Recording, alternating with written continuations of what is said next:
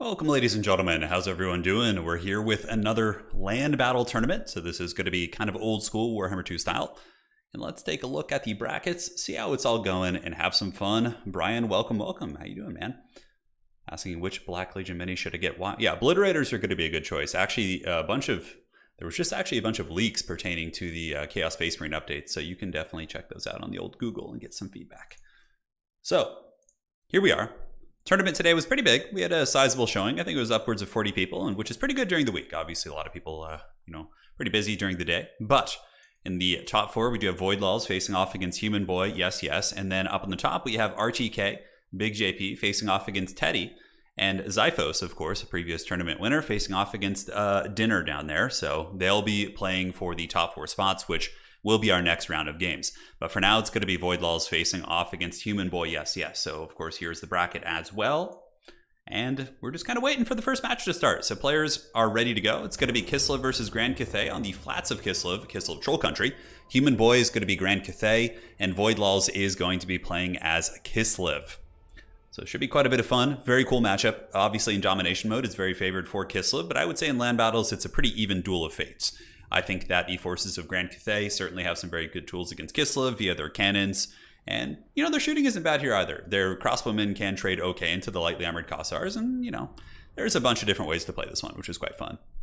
Typically, it's kind of like watching the Empire versus Dwarves in a way, but not as imbalanced. You're going to be seeing a lot of artillery and, just armor and these big formations. And there are two factions that, of course, can shoot. So we do have the infamous Haggard drop hack here. Not drop hack, but the drop in the beginning. So just going to screenshot the armies. Cool. I got the armies. We'll make sure they don't change anything, and we'll be all good for when the next match starts. All right. So once you get that desync out of the way for the first game, you typically don't have to worry about it for the next one. Very, very strange stuff. Very strange stuff. Kislev, the flats of Kislev. And let's go ahead and invite these bad boys. Very good. And tagging them, Void Lulls and Human Boy.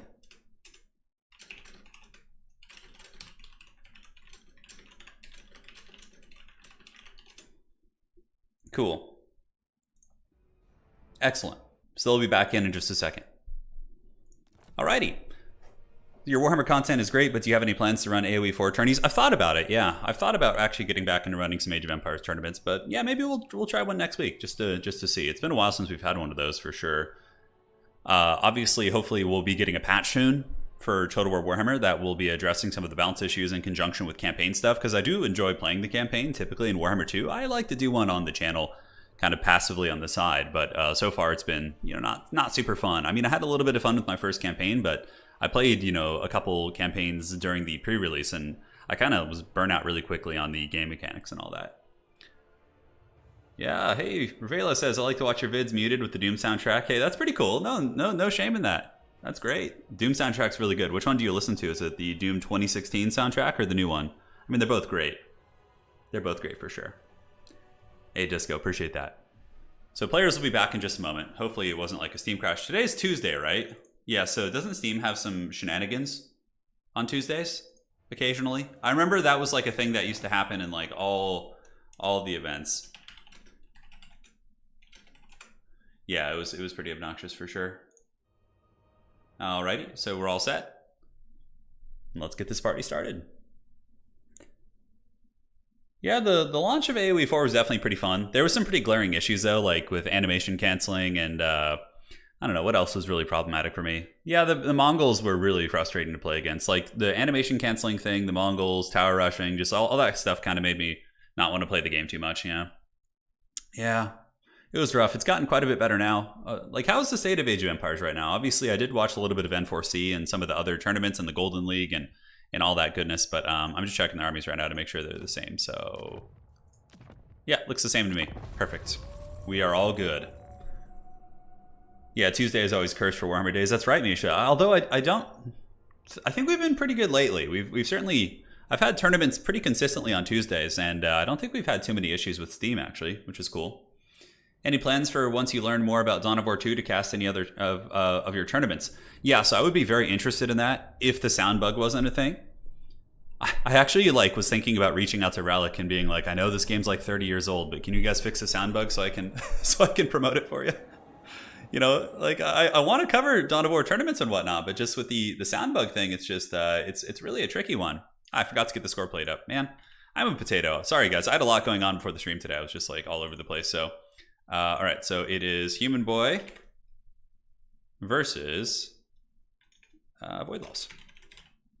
Just gonna put Human Boy. Human Boy, yes, yes is a pretty long name for sure. So we're just gonna start with this, get that all loaded in, and we should be good from there. All right, so yeah, that's it, right?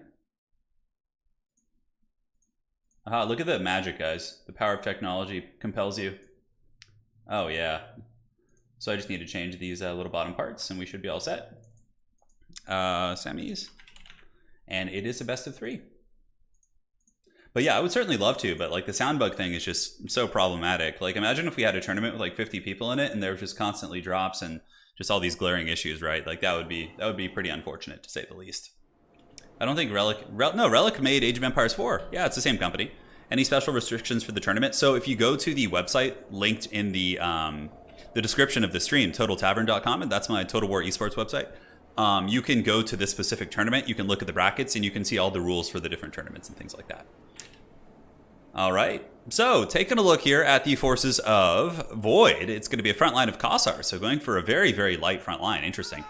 You know, because I saw Human Boy come in with crossbows in the initial build, and sometimes usually you see Streltsy. Like, Streltsy are pretty common because they're very good against Halberds, Jade Warriors, a number of armored targets on the roster here for Cathay, but he decided to come in with Kossars, which actually makes the Jade Warrior crossbows a very good pick. So I think maybe Human Boy has a little bit of tech here and does kind of know what's going on.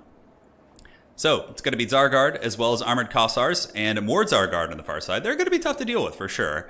I would imagine the Jade Warrior Halberds might trade okay. We'll have to see. No big Dragon Lord or anything, and a couple Kossovite Dervishes, a Patriarch, and an Ice Witch with Heart of Winter to punish blobs. Certainly not a bad idea. Now, for the forces of Grand Cathay and Human Boy, yes, yes, it is going to be Halberds in the front with more Halberds on the wings. We do have 3 units of Jade Warrior Crossbowmen. Spears providing harmony and giving a little bit of buffering against any cav that can slip in there. Double cannons, and I think the Lord is going to be a Dragon-Blooded Lord. Yeah, I believe so. And it's going to be Yang with the Dragon Breath attack. That's it, actually. Wow, only bringing the Dragon Breath attack. Usually the Bombardment isn't bad, but okay, it looks like there's an Astromancer here as well. Now, something that's really good about the Astromancer, which clearly Human Boy knows the tricks of Grand Cathay, is you get the Staff of Pomei, which gives you a constant 60% recharge if he's out of melee, which is super crazy good. You also get Master of the Elemental Winds, so all of your magic in your army is going to be doing 10% additional damage based on each variant of the Elemental Winds you have. And the Uran's Thunderbolt has 100% armor piercing, so against the elite units of Kislev, it can certainly pack a pretty big punch for sure. Last question here before I focus on the commentary. Do you watch any MMA from One Championship? Yeah, I watch pretty much every MMA promotion, like most of the big ones. Bellator, Risen, One, UFC. Absolutely. So cannons are going down, shooting into the old armored Kossars, interestingly enough. You know, Void Laws is one of those people who's going to be so good at juking, you're not going to get his lords. Like, he's going to dodge those shots.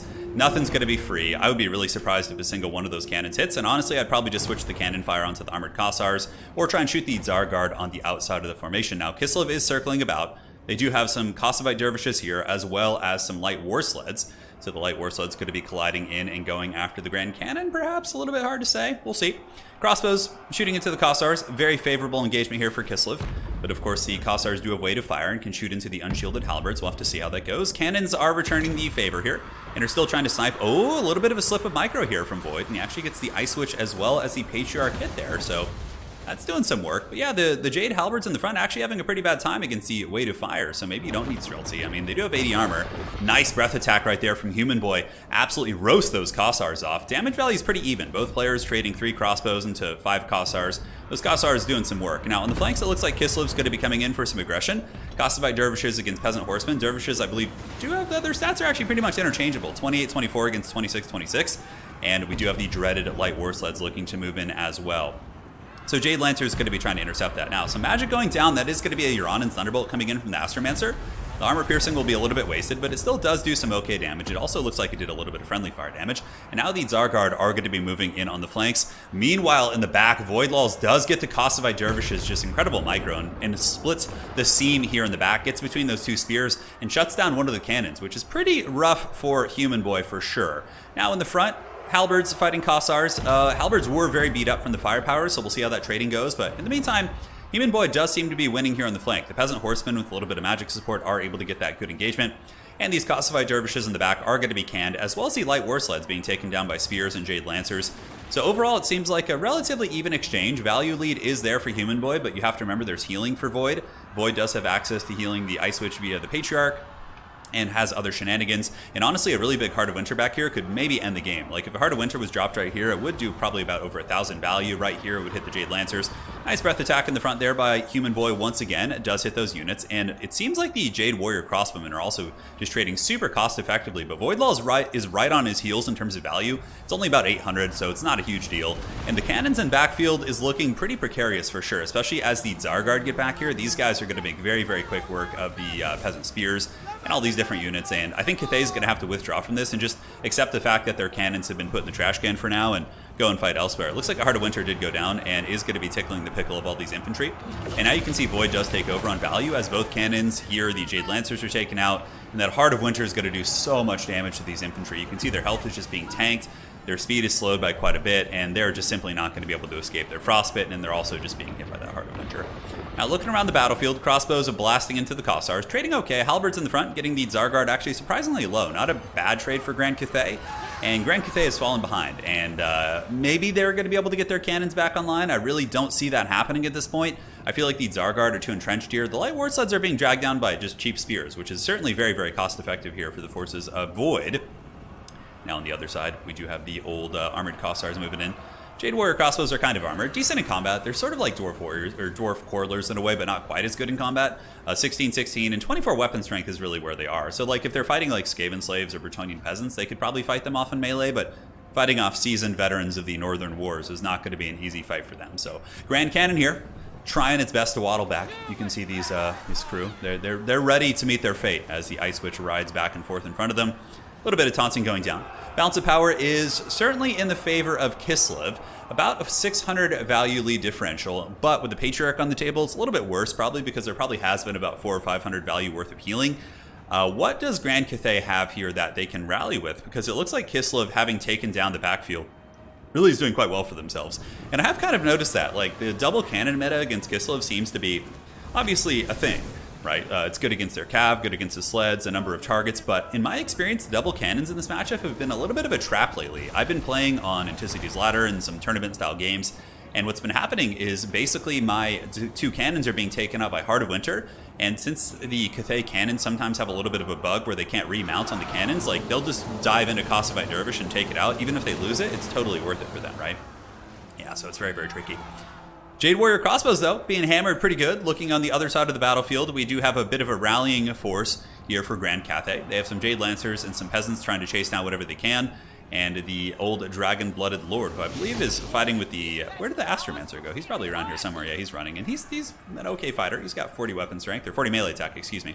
And 300 weapon strength. Also does magic damage, which against demons is pertinent. Not so much here. But Kislev is rallying. The motherland does indeed endure here as the Kossars move up, and they're going to be taking pot shots down into the very, very ragged forces of Cathay here. Big, healthy unit of spears. Going to be okay. Light War Sleds have been healed up by the Patriarch. We do have the two characters, but you know they're falling more and more behind the balance of power here, and there are Zargard running around, like relatively healthy. We have 58 Zargard models right there, and I think there's another one that's in relatively good shape as well. I'm not quite sure where it went, but we'll have to keep tabs on everything. Another Heart of Winter coming in, very, very strong spell. We saw in the Faction War, which was won by Kislev and piloted by Randomnix, that the Heart of Winter was an incredibly strong spell. Not so much against like other shooting factions like these guys, but still good for bunker busting like a dual cannon position, but it's very, very good against all the demon factions, it would seem. In land battles more so than domination. So Thunderbolt's coming in, might be able to do a little bit of a zap there. Does do some okay work, and the value differential's about 1,000. It's a close game, you know. We've been going for about 7 or 8 minutes, and I need to turn off the limits here. It should be unlimited time, so got to change that just to be safe. Spears moving in, going to get run over. Particular play paint, thank you for becoming a member. And Mark, thank you for the 20 as well. You guys getting the stream going with some excitement for sure. Thank you so much. I mean, is there a chance the Spears could do it? If they had Harmony here, which they do, it's giving them pretty good leadership. And honestly, the forces of Kislev here are kind of running out of steam a little bit. No, they still have the Zargard, though. Like, the Zargard could probably solo this whole army, I think.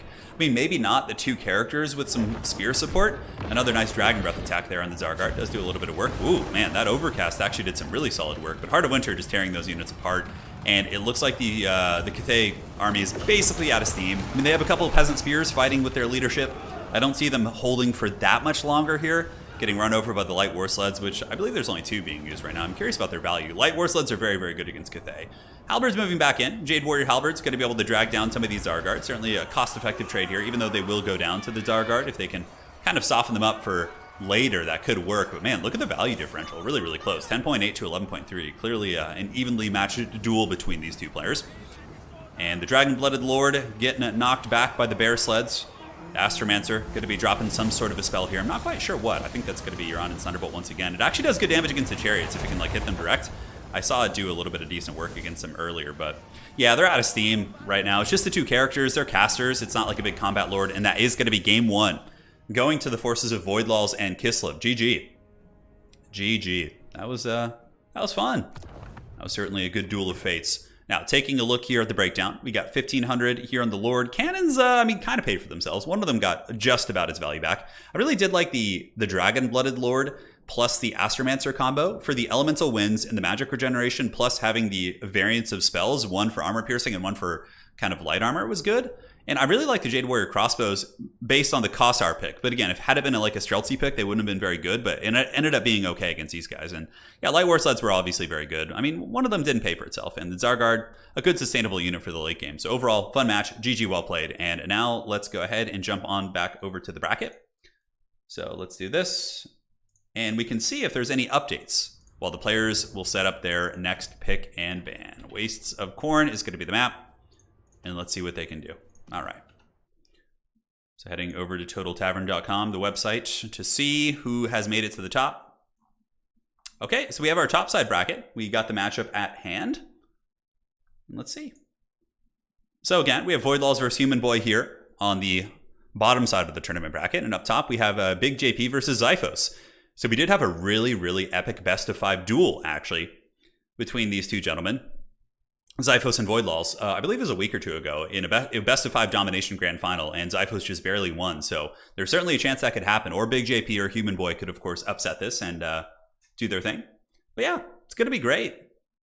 Cathay does have some answers to Zargard. You have the Iron Hail Gunners. You have a lot of options, for sure. By the way, guys, lots of fun stuff coming up.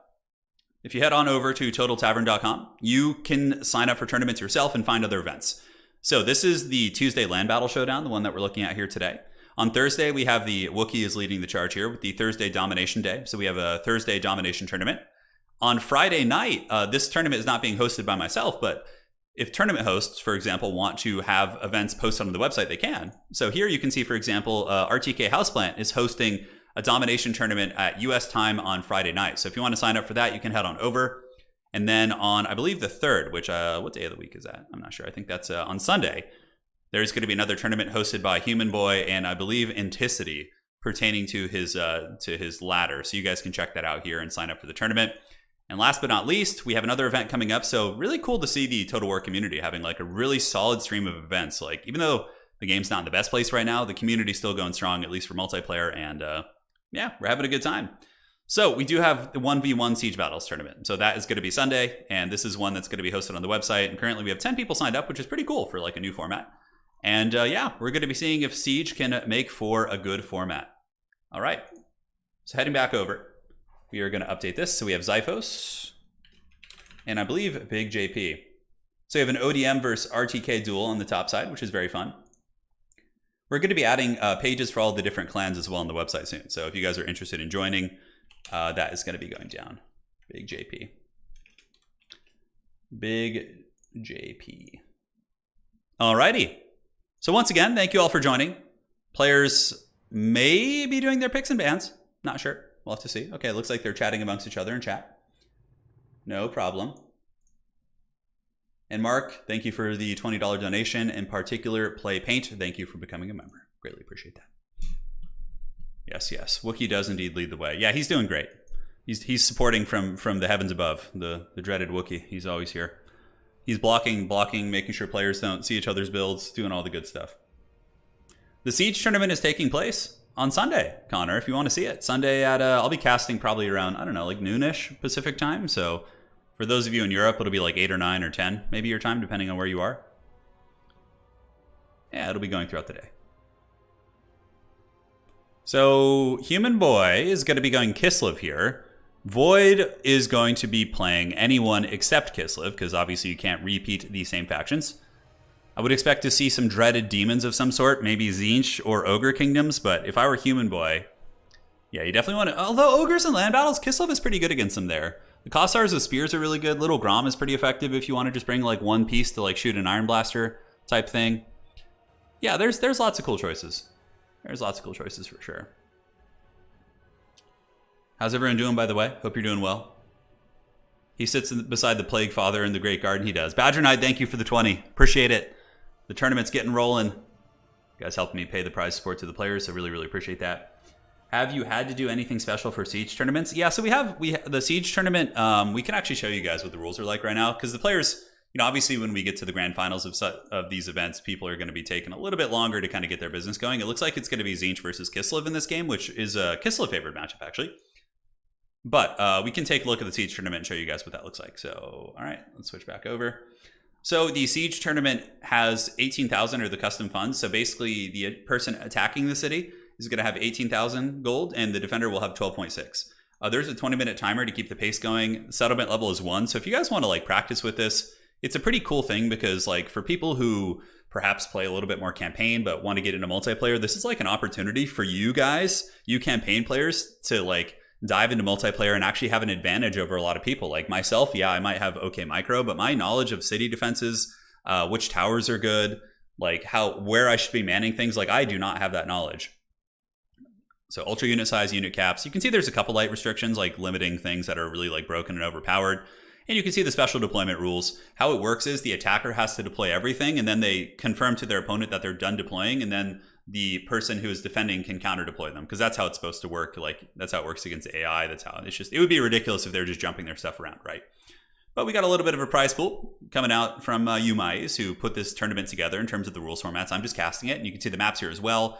Zufbar, Dragon, Fang Mount, the Writhing Fortress, the Red Fortress, and Weijin. Yeah. Oh, and then also credit to Human Boy for pioneering many of these rules in the tournament, says Umais. Very cool, man. Shouting them out. So yep, this is the event. It's going to be quite a bit of fun. I'm hyped for it. And now we're just kind of waiting for the match to start. So we're just going to hang tight, enjoy each other's company, and, you know, catch up. Reminisce like friends of old while I drink some of this delicious water. You guys talking about Christian Bale? Oh, yeah, it's pretty crazy. Like, that movie he was in, The Machinist, I think is what it's called. He was, like, an emaciated skeleton in that. And then, like, seeing him in Batman just, like, super jacked. Yeah, it's pretty wild, the length to which people go to for, you know, role acting and whatnot, which I've seen myself. My dad was a television actor. So he didn't quite do like a lot of like body transformation type stuff, but he would go from being, you know, pretty out of shape to getting in super good shape for certain things. More so because my dad did, he did Broadway a lot. Like my dad was a television actor mostly, so he was on a couple TV shows. He was on Gotham and Girls and a lot of stuff in the 1980s, but one thing that he really went through body transformations for is because he lived in New York City and he did Broadway work. So he would have to get in really good shape for those more physical roles. And it was wild to see that. It was wild. Just seeing the difference from being like really cozy, you know, relatively, you know, normal shape to just going to that. Yeah.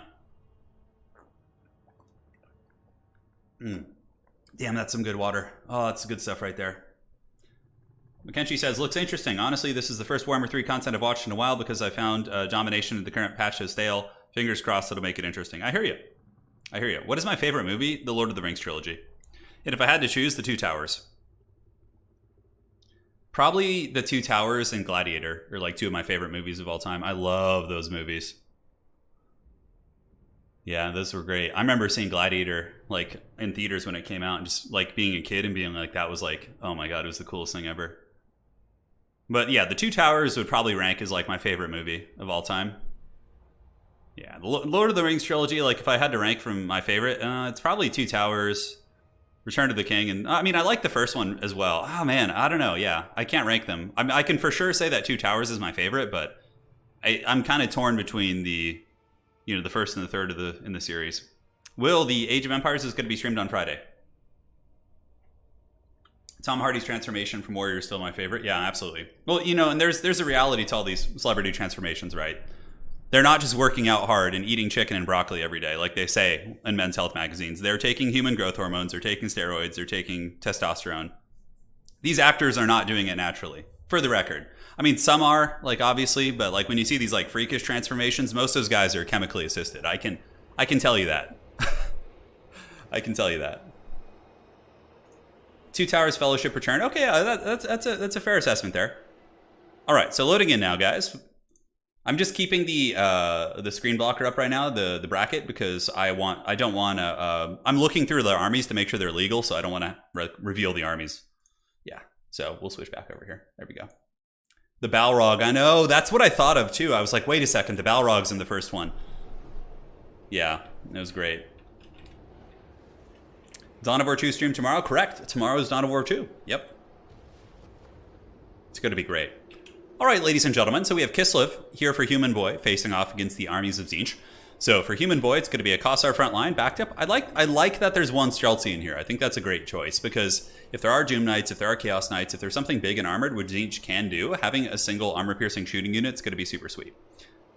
So we got Kossars and a whole bunch of Patriarchs and Tsarina in the back. So I think it's going to be double Patriarch with Tsarina. So just basically getting a nasty blob. And this is a really disgusting blob, right? You have the Light War Sleds, which have a freakish amount of DPS and durability. You add healing and you add Heart of Winter on top of them, which doesn't do friendly fire. And then you're just cackling all the way to the bank.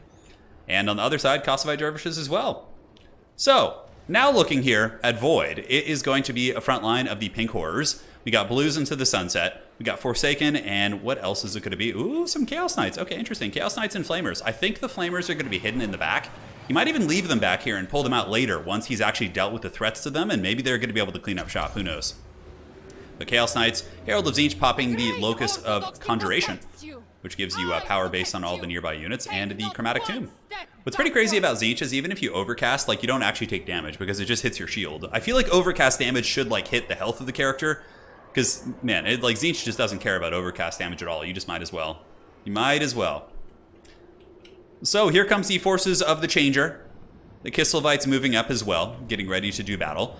Kossars are pretty good against Tzeentch for sure. They can shoot into the Pink Horrors.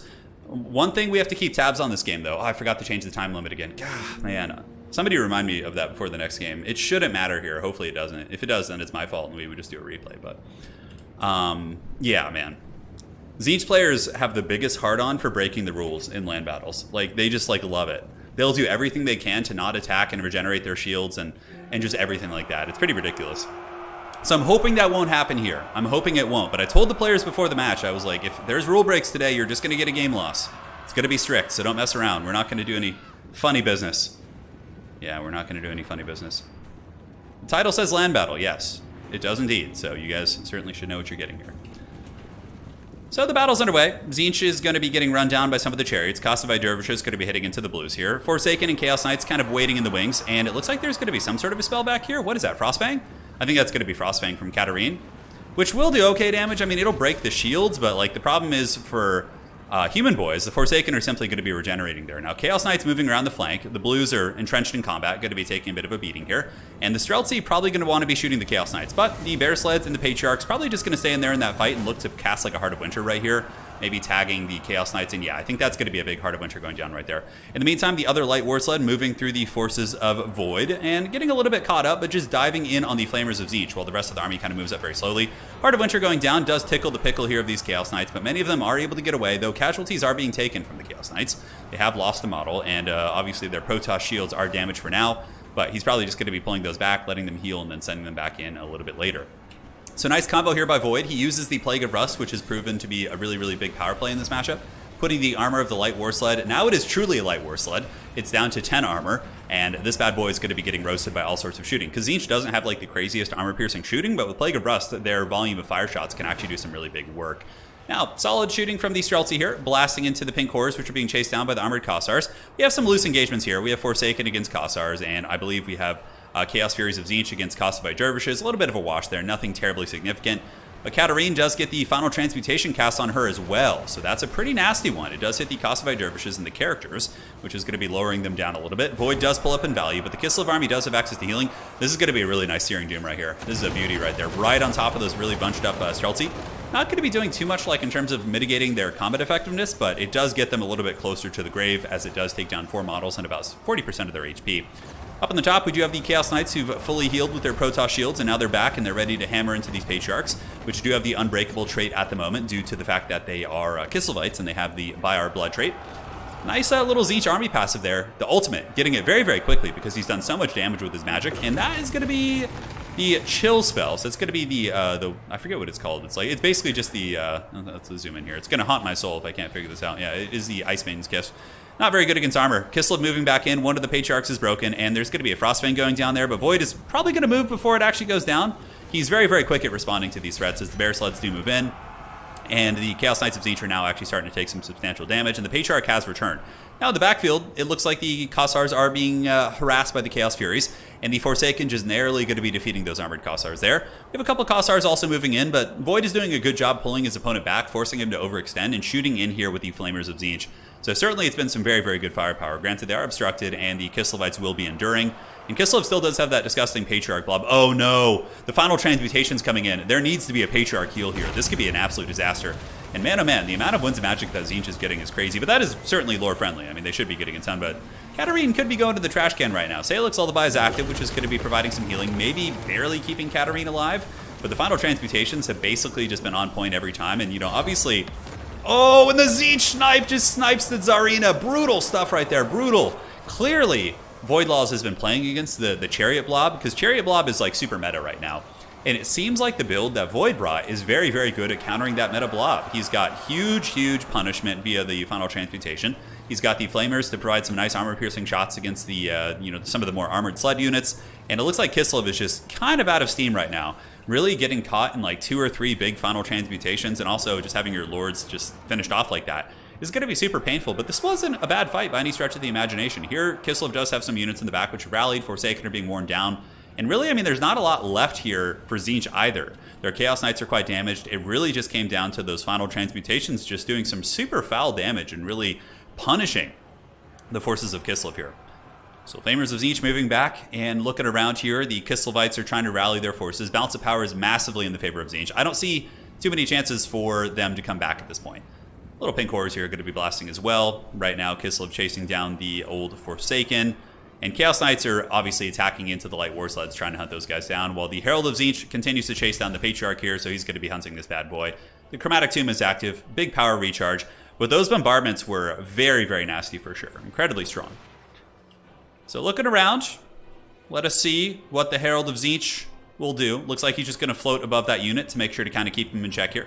The Kislev sleds chase off some Forsaken, and it looks like they're right now, these guys just going to be hunting down the old armored Kossars right here, making sure they don't come back. So of course those units are attacking. I just don't see any way for Kislev to rally here. Their leadership being taken down. Human Boy, of course, a very scrappy lad, going to be fighting to the bitter end. He does have his Streltsy war sleds, going to be pulling back and getting their kiting on, and breaking through the shields fairly quickly. But the shields do get weaker as you lose models, so against Tzeentch, you really want to, before you cast spells against them, you want to wear down the shields and then cast the spells to get the most bang for your buck, because that is what actually does like permanent damage to their shields as well. A couple Chaos Knights getting popped in the face, but they have 66 speed. I'm surprised they're able to catch these light war sleds, which do have 75, but they do get the acceleration bonus. And the Chaos Knights appear to have made landfall in melee, but the light sleds actually get a couple kills before they go.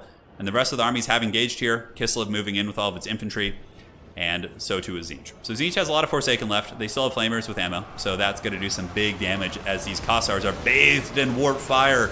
Nasty, nasty work as the demons of the warp swarm across the champions of the old world. Well, Kislev has fallen this day. The Empire and Karl Franz will be tasked with taking up the hammer to deal with these invaders.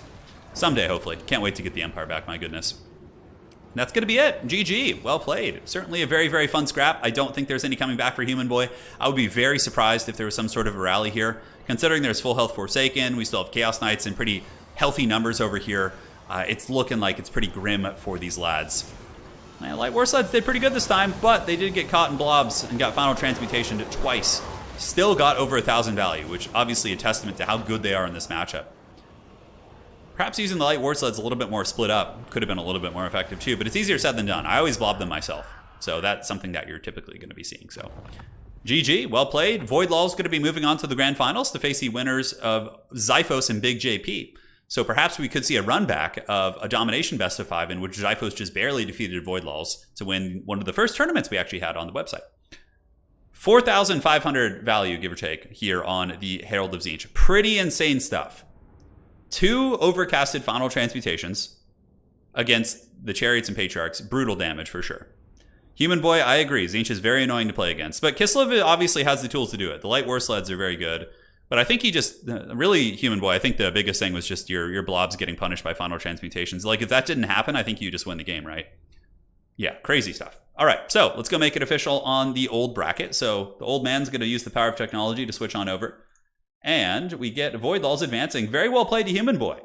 A solid performance today. Getting to the grand finals and doing well. GG to you, man. Looking forward to seeing you back in future tournaments. And all that good stuff. All that good stuff. So here we are. And now I'm going to rehost the lobby just to make sure it's all good. And all set. My friends. Alrighty. So round 2 fight. We have another Duel of Fates. Zyphos, of course, probably eternally sad that the elves aren't in the game yet. His beloved elves will come in due time. Okay, Zyphos. I'm so excited to see the old world factions come back. What I'm most curious about, though, is how well the new factions are going to do against the old ones. I feel like Tzeentch will be fine. I feel like Khorne will be fine. I feel like maybe Cathay might be a little bit bare bones against some of the older factions, but I could be wrong. I could be wrong. But nonetheless, it's going to be quite a bit of fun to see. All right, so the next 2 champions are going to be joining the lobby once again. Thank you for reminding me about the time limit. You guys are the best. And I'm not sure who's going to join first, but we'll set this up. Big JP. And perfect. Perfect. So now we can just hang out in the lobby. We got our second best of 3 of the day. I like how Misha just like typed it like 50 times. It got my attention though. It definitely worked. So Brian says, has Games Workshop said that the old world tabletop will have round or square bases? Square bases, yeah. I believe they're going to have square bases, yeah. Like I had an Empire army which was on square bases, and I switched them to round bases so I could play with them in Age of Sigmar since Old World was gone. And now I'm having a friend take them off for me and strip the paint so I can repaint them because I painted them for Cities of Sigmar. So now I'm going back. It's just been such a nightmare, but you know. now they're going to be there to stay. All right, cool. So just need to switch the names. We have the Flats of Kislev. The maps are set. And let's go ahead and switch. And there you go. Is Cathay mass range? Yeah, Cathay's like mass archers. Yeah, they can do pretty good against Tzeentch for sure. Like we saw Tzeentch lose in the grand finals of several of these land battle tournaments with the forces of Grand Cathay smiting them, doing some good work. Any magic streams? Yeah, there's so much I want to stream. It's really annoying though. YouTube kind of punishes you for streaming a lot. Like if you put up like multiple videos in a day, YouTube doesn't like that in my experience. Like so for example, I put up a video this morning which was a land battle, a really good one between Nurgle and Kislev. And that as soon as this stream finishes, YouTube is going to like stop sharing that video and we'll promote the stream like as a video. So like if you put up multiple things, I think what I've heard is within the span of like 13 hours of one another, YouTube kind of punishes you for that, which is often maybe you want to stream like other stuff on Twitch as well, just so I can like do more stuff with you guys and not like be restricted. But yeah. High Elves are going to wreck Khorne and Tzeentch. High Elves could be good against Tzeentch. Khorne might be a little bit hard because like the High Elf Infantry are really not going to trade well there. And Khorne Dogs will be pretty good against most things except Silver Helms, I suppose. You guys want me to read Steven Seagal books? What is this? Is that Sipe? It's been you. Yeah. Did he actually write a book? Did we ever get confirmation on that? How do you measure from square bases even? You just measure from the front. Yeah, it's not hard. Square bases are, the cool thing about square bases, I prefer round bases for the record, but the advantage to square bases is if you have a rank and file game, you can actually like have a rank and file formation and have it look really cool. You know, like a phalanx of units or whatever, whereas with round bases, you can't really do that as well. Round bases is better for like squad-based combat, whereas and, you know, mobs of units. Whereas, like, if you want rank and file, like, you know, classic Warhammer Fantasy look, yeah, the square bases are better, I think. Hey, Turin, let's see. Rayla says, Turin, credit cards are a US thing and PayPal only works. Would it be possible to enable more local payment methods to support the stream? I'm not sure. So, yeah, obviously on YouTube, you can do that. Or, yeah, like, I don't have any other ones. There's also a Patreon page, which, you know, I have as well. I don't, like, do any, like, fancy things on there, but I just have it as an option for people. Round bases. I like round bases a lot. From an aesthetic perspective, I think it looks nicer, but the square bases look really good when the units are rank and file. They look really good. Dominic says, I can't wait to play Pistolier Outrider-based lists when Empire's available on Domination. I can already see my Pistolier Grenade Launcher Knights of the Blazing Sun. Yeah, dude, that's going to be sweet. Turner, just be Song of Ice and Fire and have round bases and square trays. Yes, Jay Phoenix, that is the answer. That is the answer. I think round bases on a square tray is the way to do it. Like, honestly, yeah. I agree, but like, I wish Games Workshop would give me some information on this. So what I'm going to have my friend do is he's going to strip, because I have hand problems, so it's really hard for me to like scrub the paint off the models. And I've hired him to paint some minis for me in the past. He's going to, so shout out to Carson, he's a great guy. He's going to strip the models for me because I have a really terrible paint scheme on them, which I hate. So he's going to strip them and reprime them and debase them. So then I'm just going to have them off base and just paint them. And once Games Workshop says what the bases are going to be for Old World, like officially, I'm going to like rebase them because I'm not going to mess around there anymore.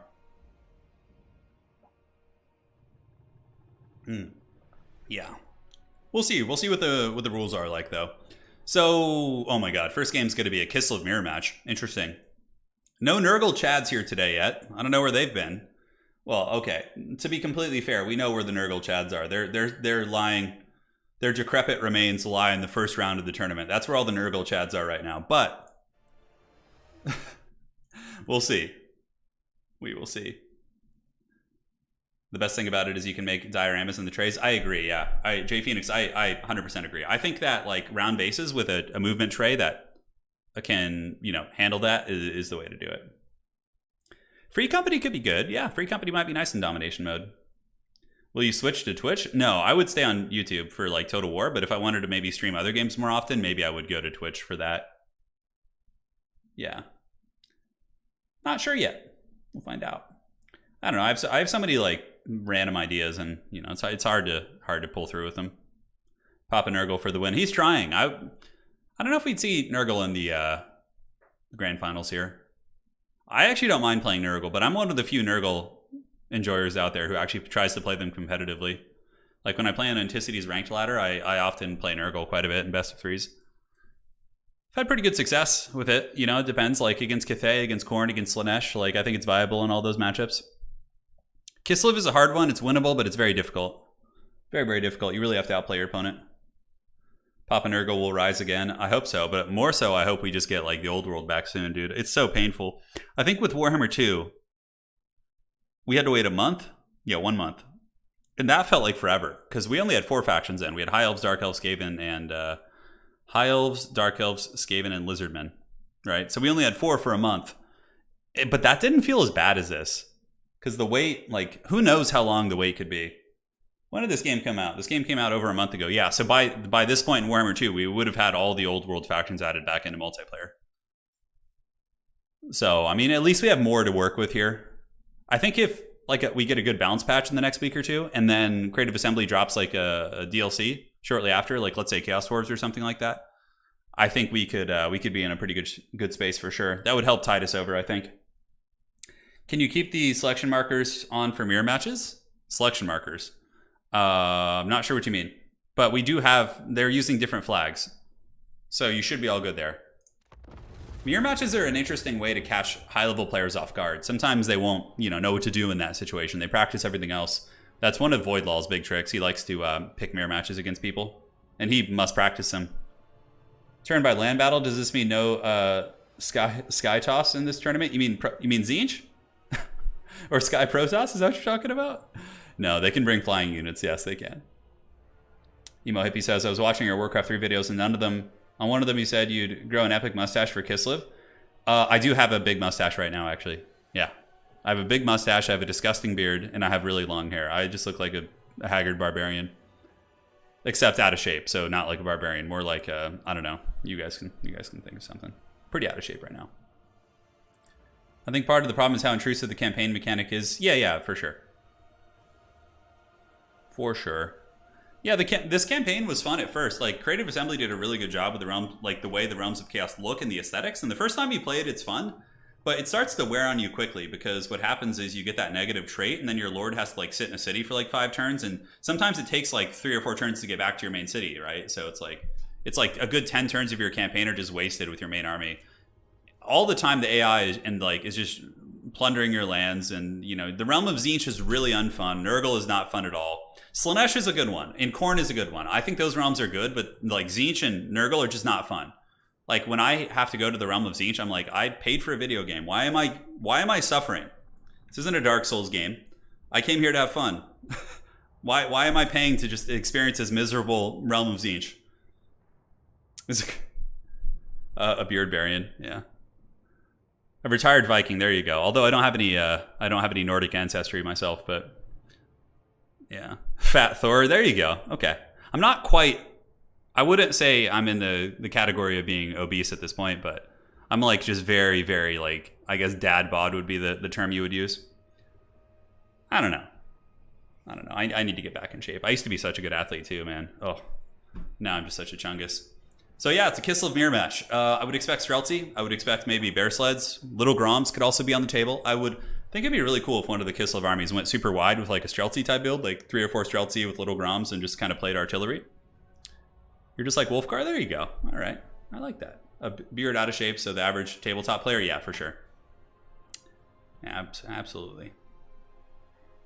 I think the most, in my experience of playing tabletop tournaments, because I have played I played at one GT for 40K, and I played it probably between 10 and 15 RTs or RTTs. So in tabletop Warhammer, there's many levels of tournaments, but the more basic variants is you have an RTT, which is like usually a tournament that has between like 8 and like 24 people. It's like a smaller tournament, but it still takes like 6 to 8 hours. And then you have a GT, a grand tournament, which is like a big chungus tournament, usually like upwards of 25 people. The prize is much bigger. It's exponentially more competitive. But RTTs are still very competitive, but they're more like local, right? So I would say the most out-of-shape players were Tau players and Knight players. People who played Tau and people who played Chaos Knights and regular Knights, like Imperial Knights, they were the most out-of-shape players. And I think they liked those armies because they didn't have to like stand over the table and lean over very much. They just like move their they only have like 3 or 4 models, and they just move them like once or twice during the whole game, right? And they don't have to like measuring tape. They don't have to like walk around the table a lot and look at things. They're just like, oh, all my guns are 48-inch range. I can just like sit here and breathe heavily in my seat. Yeah, so that was very common. And Tau players are kind of in the same boat. They don't move their armies a whole lot, so they just can take a very lazy approach. Love the thumbnail. Can't wait for the the thumbnail's fun. Yeah, it's always good. More hot talk streams? Yeah, I'm down for sure. I'm down. I'm feeling the same as you. I found that doing reps of squats, push-ups, and crunches. Yeah. Oh, absolutely, Robert. The problem with me, the reason why I actually love working out, but since I have nerve damage in both my hands, I can't really lift weights anymore. So that was my favorite form of exercise. And, you know, so that really has kind of turned me off. Yeah. So all Horde players are Chads, yeah. Serious Tau metagaming? I don't know how they're taking so long. Felix, it's okay though. I'm not going to rush the players. It's fine. Like, we're here, we're chatting, we're having a good time. The game will start soon. Don't you worry. Yeah, Knight players were definitely the chunkiest though. They were definitely the chunkiest of lads. I think they have the Tau beat. Because Tau sometimes have to move stuff. Like, Tau have to stand up and like measure a lot, and they also have to move their drones around, so they're usually a little bit more fit than the Imperial Knight players. Yeah. Like, Tau, even though it seems like mouth breathy, at the highest level it does require a bit of precision. Like, with your shield drone placement and like making sure you're not vulnerable to charges, and like layering, Tau actually does have a fair amount of strategy, to be completely fair. I know I give them a lot of crap, but Tau definitely takes some skill to play. But like, I think if you get 2 newer players and you have a brand new player playing like Tau, and you have a brand new player playing like any other faction, the Tau player is going to have a massive advantage every time, just because of the, you know, the sitting and the power of shooting in 40k. It's much harder to play melee armies. Like if you're playing like World Eaters, if you're playing like any melee focused army, you're going to have to work a lot harder than shooting armies to win. You have to like use terrain properly. You have to like really angle your approaches. And you also have to make your charge rolls. Whereas the shooting players can just cackle with all the, you know, the reroll mechanics and things like that and usually just blast you off the table. Yeah, it's always fun. All right, guys. Enough ranting about that. I thought that was fun. And taking a look here, 75% of Khorne players that played against are all jacked. Yeah, no, it's true for sure. There was a World Eaters player that I used to play with in LA, and he was a military veteran, and he was just like super jacked and covered in tattoos, and was like, he was a beast for sure. Really, really fit guy. And then there was let's see, yeah, I could give you the archetypes of all the players for sure. Imperial Knights are like the big robots. Yeah, they're like the giant mechs. They have like the chainsaw arms and the cannons and all that stuff. Yeah. All right, guys. So back in the battle for the Gray Kislevites, the Orthodoxy. It's going to be Xiphos. He's got a front line of what appears to be armored Kossars. We do have Kostaltin, Bear Calves. So we have Warbear Riders and 2 sleds as well. And I believe the Ice Witch is going to have Heart of Winter and the Frost Maiden's Kiss. And it is going to be a sled duel. Over here for Big JP, it is going to be light war sleds into the sunset, backed up by armored Kossars. How many Streltsy? 2 Streltsy and 2 Kossars with spears on the flanks. So if you guys are going to be using like Lothern Sea Guard or Kossar spears, typically you want them on the flanks because they can actually take charges for sure. 2 Snow Leopards, as well as an Ice Witch and a Patriarch. And that is going to be the jam. So a little bit of a difference. Light war sleds on both sides. Kostaltin versus the Ice Witch. The Ice Witch has a Patriarch. Kostaltin has an Ice Witch. So relatively interchangeable. The double Snow Leopard from Big JP could be a big X factor for sure. That anti-large, that frostbite, armor piercing, chewing down light war sleds, nibbling at the heels of the Warbear Riders could be very, very cost effective for sure. So we will see. We will see. What is the archetypal Nurgle player? I'd have to get into this. Like, I'd have to really think back. Like, because if you're talking Death Guard, it's one thing, but if you're talking like Nurgle demons, it's a whole nother beast. You need to be more specific as it pertains to like stereotypes. Yeah. I'm trying to think. Yeah, usually people who play Imperial Guard are older. That's one thing I noticed as well. Like folks who play like the Guard or the Astra Militarum as they're called, they should have just kept it as Guard. It's way cooler. They're usually older folks too. That's something I noticed. Like there was a guy who I played 40k with in LA, and I think he was like 62, and he came and played in tournaments with his Imperial Guard, and he also played in our league. He's a very, very good player too, very strong. He knew his Guard very well. Hey, how's it going, Melody? How's it going? So battle's underway. Xiphos here on the forces of the Orthodoxy facing off against the red and white Kislevites and Big JP. And the battle's now underway. So the light war sleds. Who would have expected triple white light war sleds on both sides? They're going to be having a duel of fates here in the middle. Cue the Darth Maul music. The duel of fates. Obi-Wan, Qui-Gon Jinn, Darth Maul. It's all happening here. Light war sleds getting some nice shots, and see the other light war sleds here. It seems like Big JP is microing his heart out here, scooting back and forth. The ammo is replenished. Xiphos juking as well. The sweatiest, the duel of duels in the front.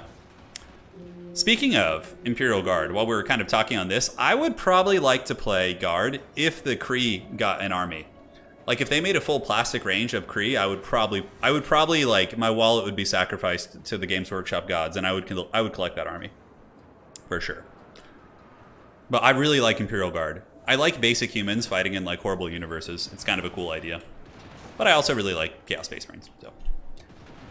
But the light war sleds just having a fun little duel, tickling each other's pickles. Nobody's really taken a substantial damage. I guess this light war sled has taken the most brunt of it, so Xiphos did come out a little bit ahead here. The dreaded Snow Leopard ambush in the bushes. The Snow Leopards wait. They wait to strike, preparing to pounce on their prey. As the other war sleds get a little bit danger close to the bushes. What is the speed here? So these guys are 75. The Leopards are 100 speed. Okay. This could actually be pretty cool. I like that Big JP is kind of luring the light war sleds back. Oh, they've been discovered, but is he going to commit to it? Yeah, I think you got to commit to this. Try and chase. The first Leopard has emerged! And it's going to be attacking in. Okay, it gets a little bit of damage on the light war sled, and then they immediately pull back as they do get focus fired a little bit. So, oh, okay, I like this. Xiphos moved up some Streltsy and was able to get some covering fire to push that sled back to the bushes there. Kree is already in plastic for the infantry, and every other kit can be built to match. Yeah, it can to an extent.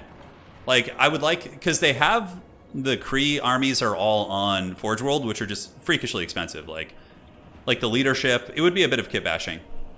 Yeah, if you want to buy like 1 million kill team boxes, yeah, exactly. Like, I don't know.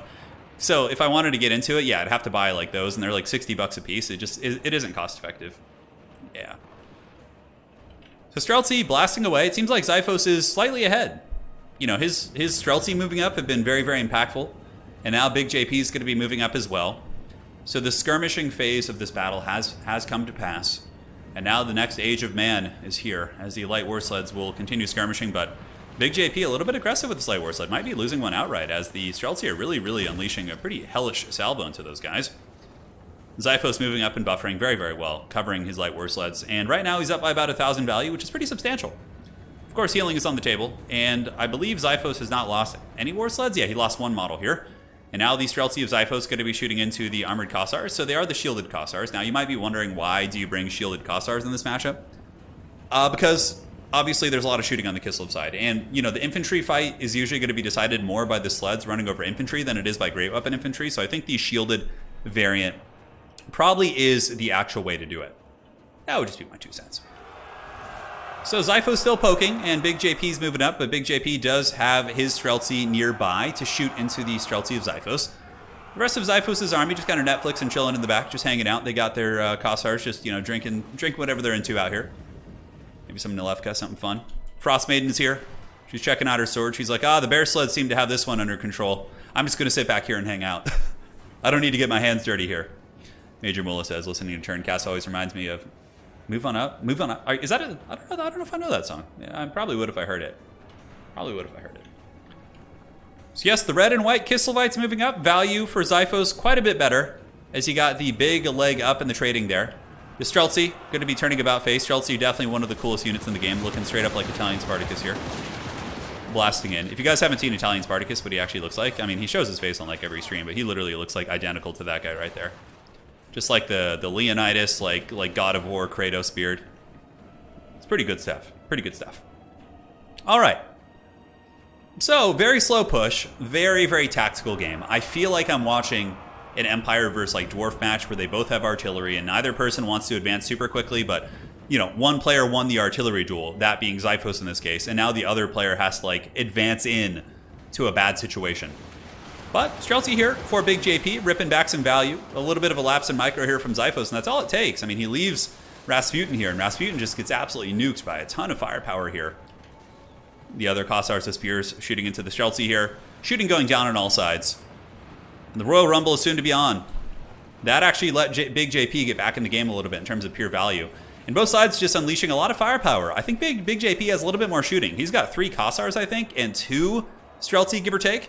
But Xiphos does have the sled advantage. So the first sleds are moving in. They do run over some of the armored Kossars here. These bears are not taking anyone's business, that's for sure. Moving in, running over those units, probably going to be triggering the passive, so the Kislev passive does go off. And now the backfield is going to be hit pretty hard, while Xiphos does encircle with Kossovite Dervishes. Big JP does come out of the bushes with the Snow Leopards. And the Snow Leopards here could be really, really good. I think these guys could do some great work. And the Snow Leopard does bounce across. They attack the war sleds. That is big armor piercing. And now Big JP does get the dreaded sandwich as well. And look at this. Big JP is suddenly right back in this game. I love it. Dead even.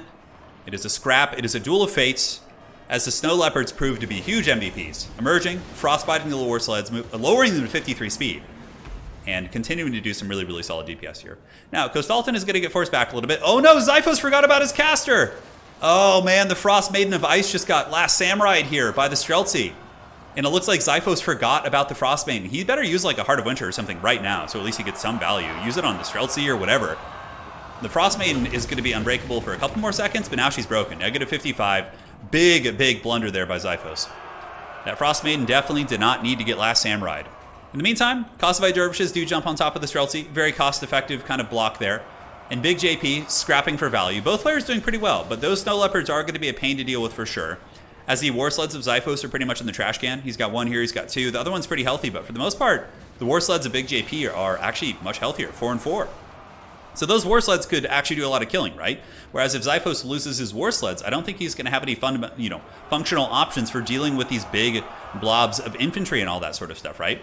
But Xiphos does have the Warbear Riders. Warbear Riders are pretty beast mode for sure, as long as they're not being shot by Streltsy, and they look so damn cool. I love these models. Can't wait to get them in tabletop. But they move in, and they're going to be bear slapping all the way to the bank, and they should be okay against these Snow Leopards. Snow Leopards are good against them too, though, and it looks like there's going to be a Heart of Winter going down, so Xiphos is going to be forced to retreat. Cool thing about Heart of Winter, though, is it does slow, so it makes it very, very tough to get away. You actually stay in the damage quite a bit longer than you would normally want to. Now, Big JP has pulled ahead. Obviously, having a caster is pretty advantageous here. And the War Sleds of Xiphos are very tattered, so the Streltsy might even be able to fight them off in melee. Streltsy do have good armor-piercing attacks. They have 34 weapon strength. Very similar stat line to like White Lines of Grace, but just a little bit lower stat line, of course, in terms of their raw fighting potential. I love the shooting and melee animations. I think those are so cool. But it's looking like Big JP is going to be taking over this game. A little bit of a blunder with Xiphos' caster is going to cause him.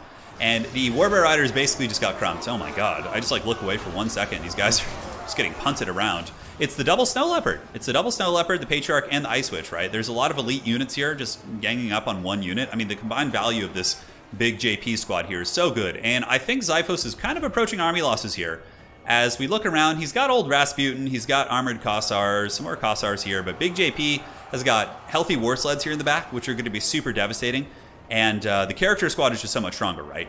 You have the double Snow Leopard. The double Snow Leopard's going to be able to make quick work of Rasputin for sure. I mean, those things are pretty damn cost effective. I think that Snow Leopards are probably a must take in the Kislev Mirror match and are also extremely good for like how cheap they are. And they're also very, very good against Ogre Kingdoms. Against Ogres, they can chase Iron Blasters, they can chase down, you know, they're good against most any Ogre unit you can think of. And now the little Snow Leopard's going to be bouncing across, going after the light War Sleds. They're going to be breaking in a second. Kostalton moving in. Xiphos does have some light shooting via the armored Kossars here. But Big JP, most likely going to be claiming first blood here for RTK. We will have to see. Maybe Kostalton can go Super Saiyan and fight here. I seriously doubt it. The Snow Leopard's able to kind of nibble at his heels, and he's pretty much the last vestige of strength here for the Great Orthodoxy. As the forces of Big JP kind of clean up here. We got some armored Kossars, but nothing that the light War Sleds aren't going to handle. And once Kostalton goes down to this Goon Squad here, I think that's going to be game over. Yeah, did he actually do good damage? He actually almost took out one of the Snow Leopards, even though it was like a 4v1 there. Certainly impressive. And the classic Kislev army losses, which is so funny. Because Kislev becomes unbreakable, so when army losses proc, they keep fighting. And Xiphos is going to spare us the 20-second wait. GG, well played. RTK, claiming first blood. Misha saying, did you ever hear the tragedy of Xiphos' caster? It's not a story the Kislevites would tell you. I love it. Yeah, honestly, I thought it was a pretty even game up until the caster blunder. And obviously, yeah, the Streltsy really did great for Big JP.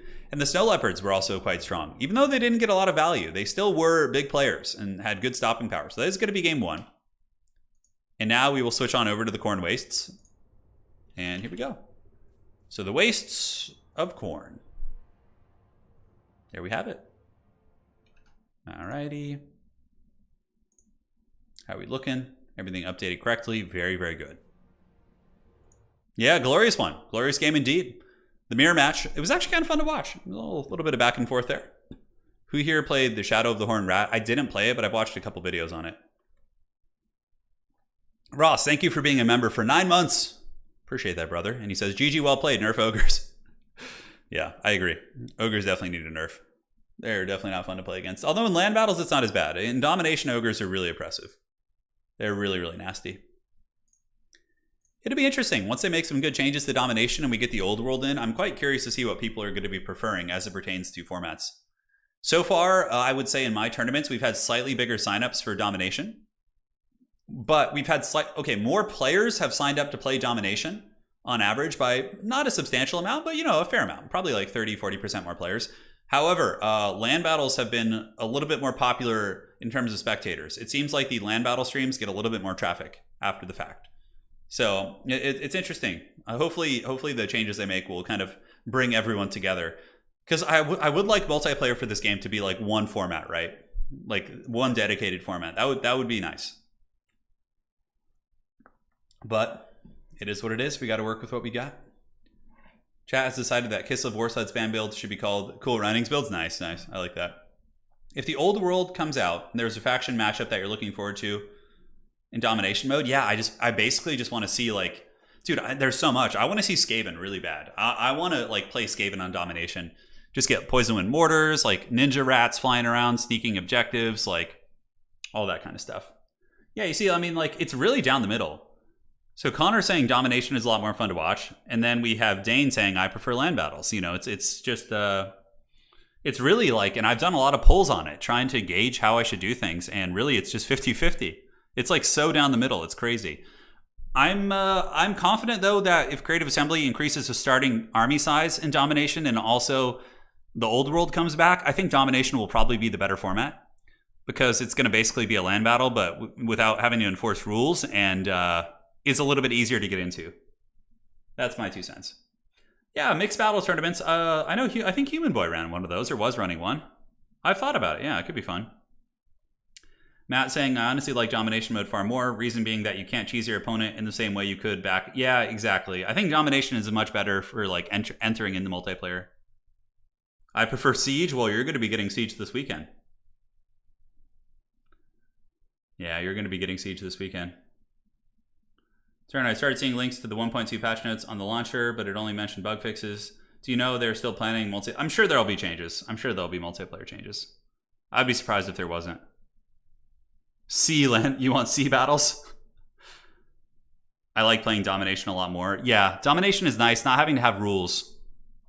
They both have their charm, for sure. They both have their charm.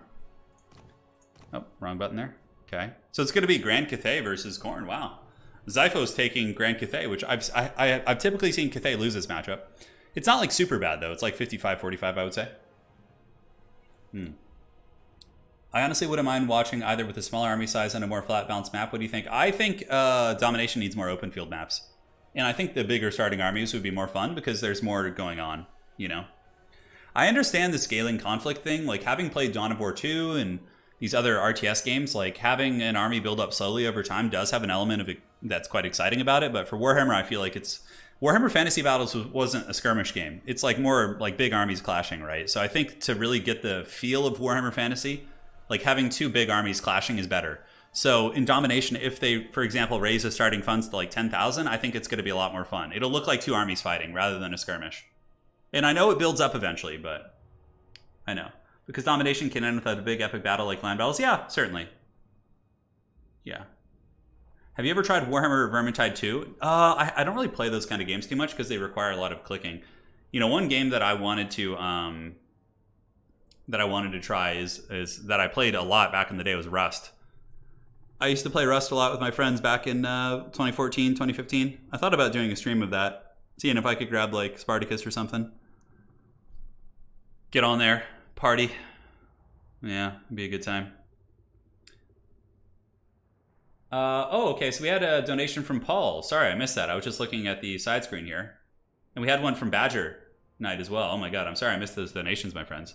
I was like in the heat of commentary. Paul says, hey Turin, what units would you look at changing to rebalance Tzeentch? The blue horrors would be the big thing. Their shields. I would also nerf cultists. A couple other things, but those are really the big ones. Blue horrors are the big problem, and the way their shields work. Rust, do it, yeah. I used to play Rust a lot. No, I hear you, Song. Yeah, I hear you. I'd watch some Rust. Oh my god, I'd be so terrible at it. Yeah, Dark Tide will be a fun game. That's the 40k version of the of Vermintide, basically. I don't know. I thought that was supposed to come out. Did it get pushed back?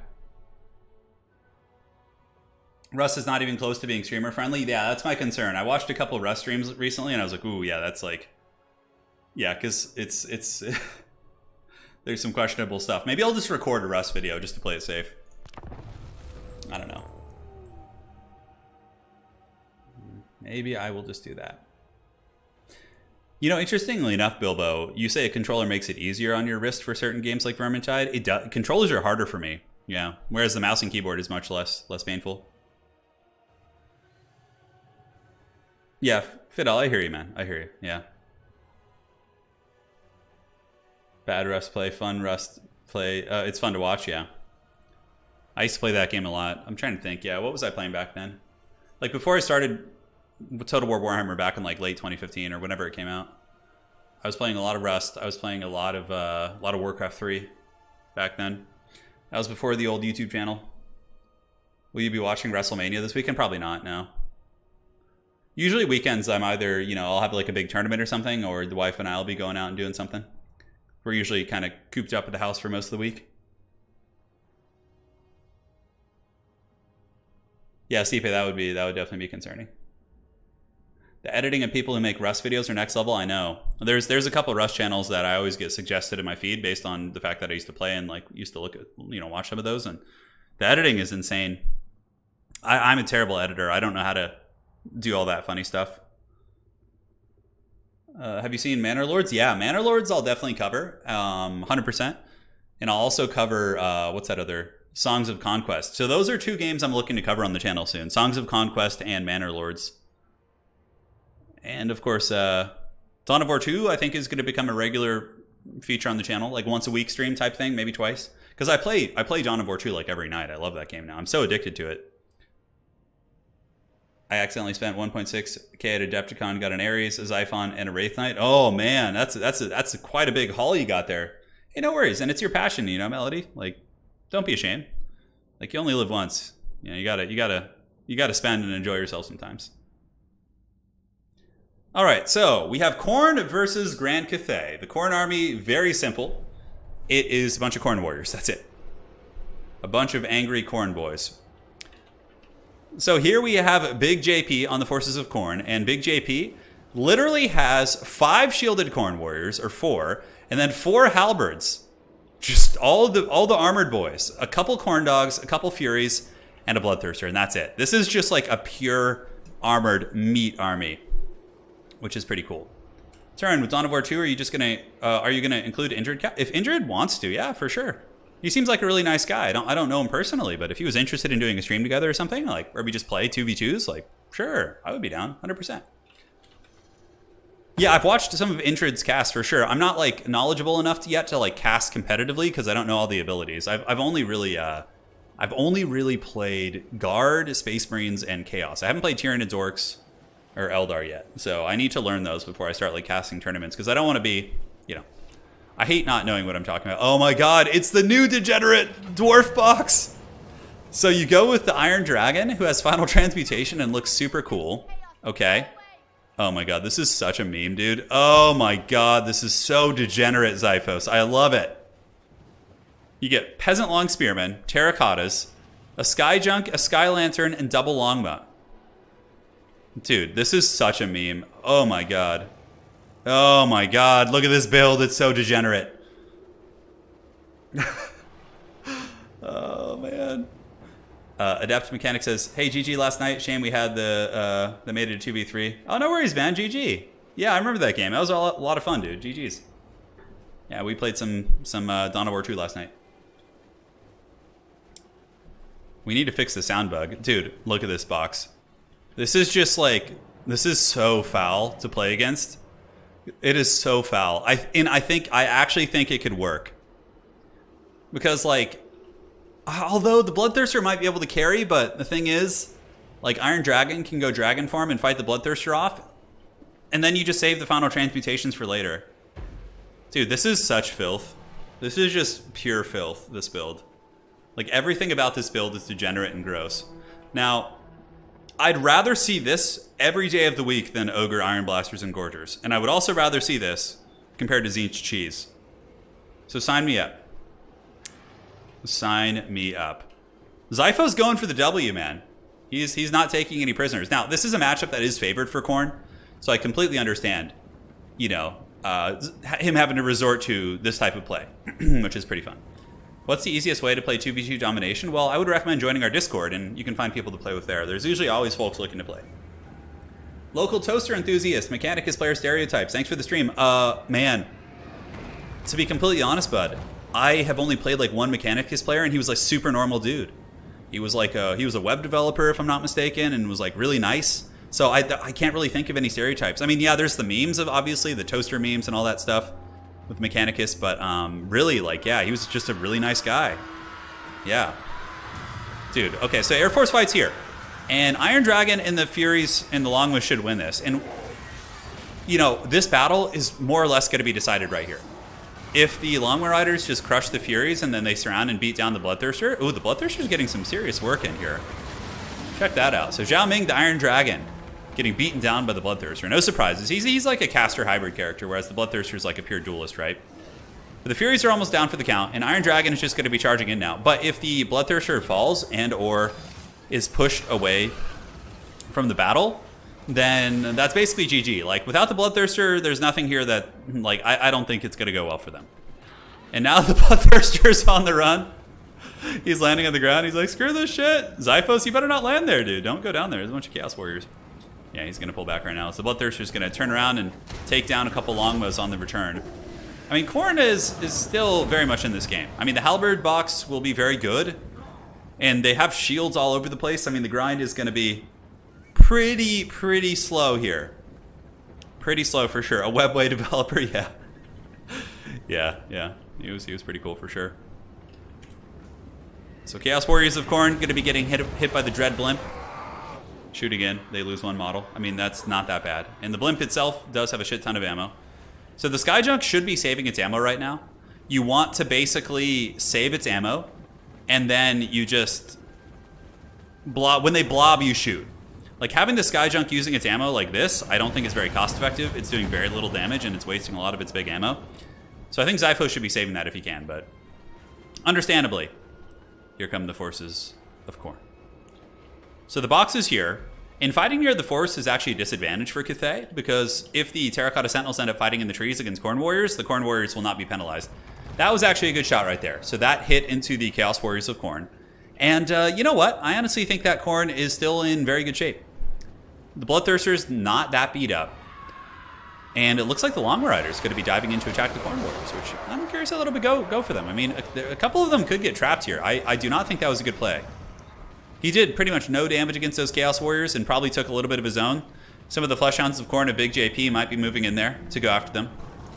And yeah, the old blimps are going to be just floating over, and what's really good about the blimps is the Sky Lantern gives harmony to the whole Cathay army. The Cathay army is mostly peasants, though. Why do I feel like I'm watching a campaign battle?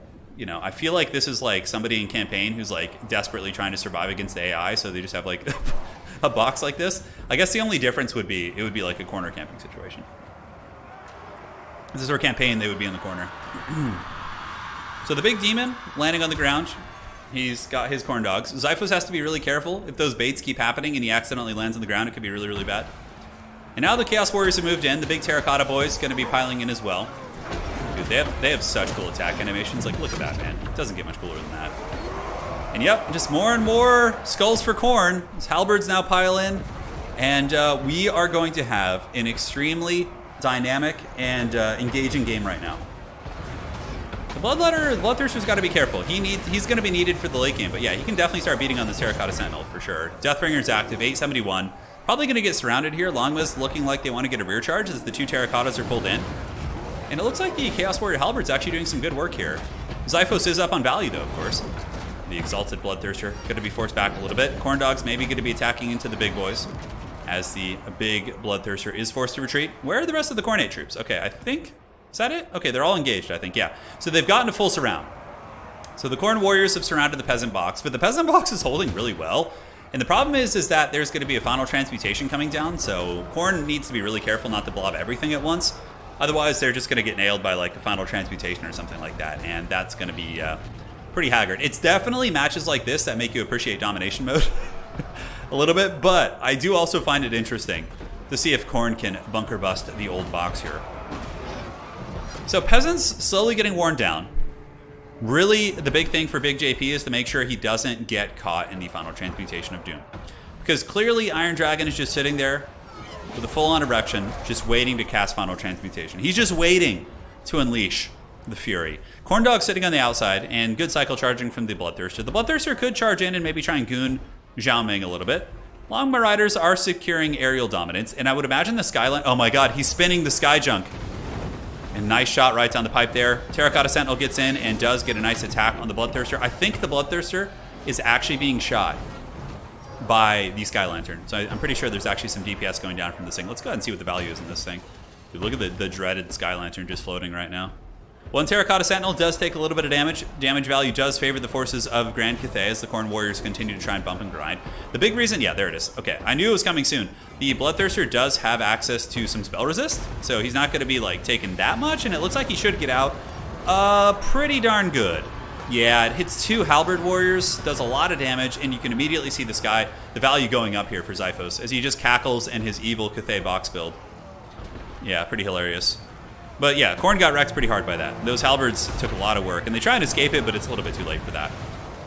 Now, all the peasants are broken now, so this is where things start to get interesting. Though Xiphos does have the value lead, Big JP could catch up very quickly. If the Halberds are able to get saturated engagements versus other targets, like the Great Long Riders, dude, that could be some serious business there. Bloodthirster's still alive as well. Iron Dragon is a very vulnerable target right now. The Bloodthirster's coming in, and he's looking for his prize. So there he goes, getting the big whip. Oh, that was a good attack animation, guys. He knocked the Iron Dragon back. And if Iron Dragon gets killed here by the Bloodthirster, then I think Khorne might actually have a good fighting chance. With all the Halberds and the Bloodthirster, and without having to worry about another final transmutation, that obviously could be pretty big. And it looks like he's going to be going Dragon form right now. He has the coolest animation. Let me hear the sound for this one. Oh, how cool is that, dude? Oh, that's such a rad animation. I had to like turn my game sound on because I usually cast with it off right there, but... So Iron Dragon's up in the sky, going to be looking to terror out some of these corny warriors. And in the meantime, Iron Dragon circling above his prize. The Halberds and Khorne Dogs fighting here. One unit of Khorne Dogs a little bit beat up. But the Halberd warriors are trading pretty effectively, wearing down Long Marauders and also dragging down this Terracotta Sentinel a little bit.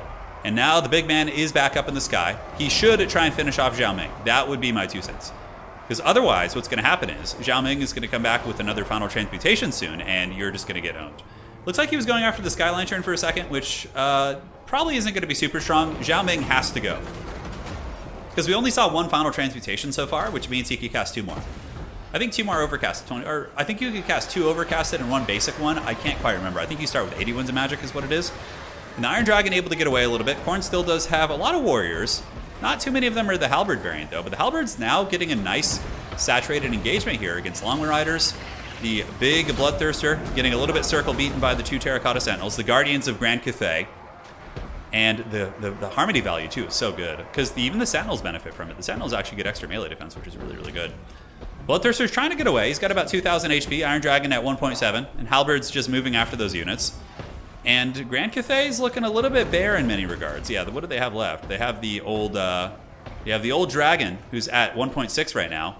I wonder where the Bloodthirster's going to go. Sky Lanterns are, I believe, out of ammo. No, the Sky Junk is out of ammo, but it has pretty much, like, not infinite ammo, but a lot of extra ammo from its crane gunners. It doesn't show in the tooltip here.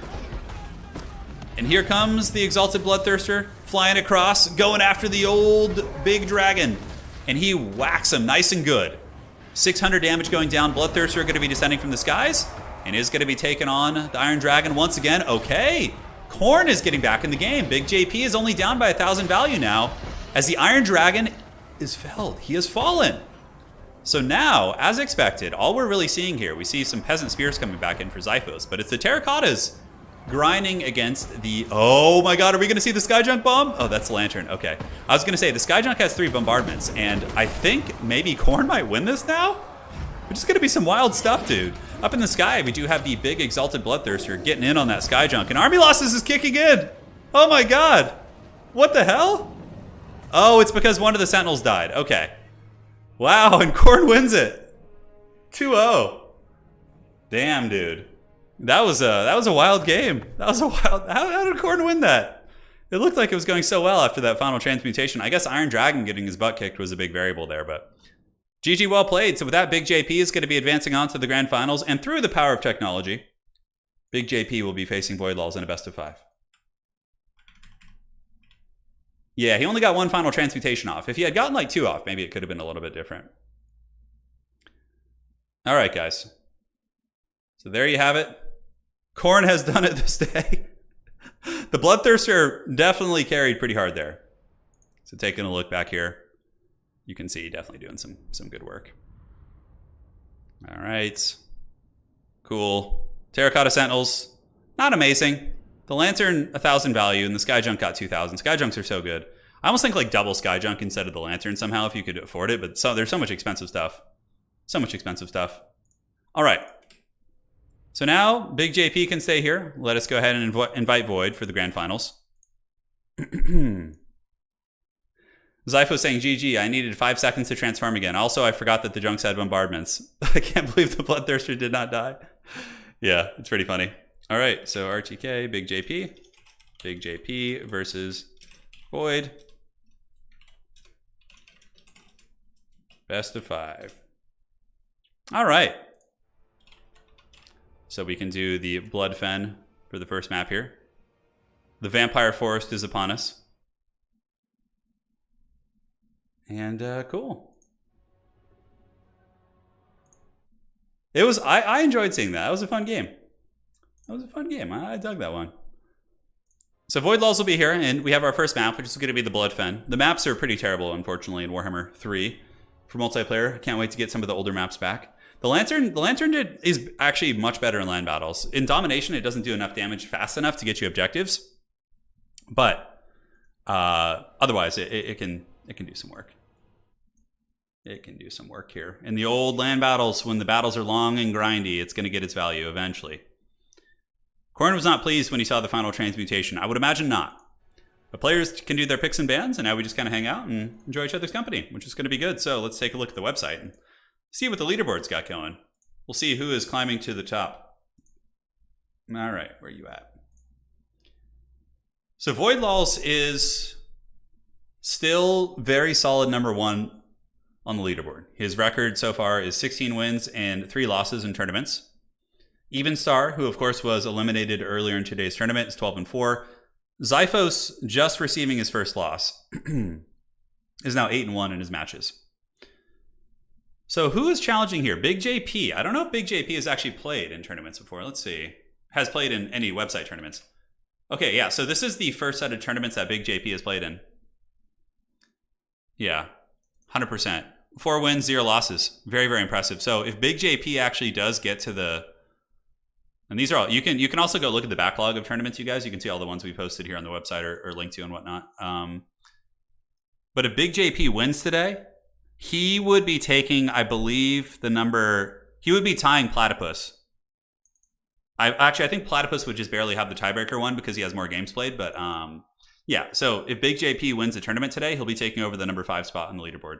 How I'm going to do it for seasons is I'm going to have a big grand final at the end of, for both domination mode as well as land battles. I'm going to have a big grand final at the end, like right before there's a DLC or a content drop. There's going to be a grand final where the players can, I invite like the top 8, maybe top 16. I'm not sure how I'm going to do it yet, but basically fighting for a spot on the leaderboard is going to be pertinent because if you're top 16, you'll be invited to like a grand tournament at the end, which is going to have like probably a $500 prize pool or something like that. Maybe bigger if I can get sponsors.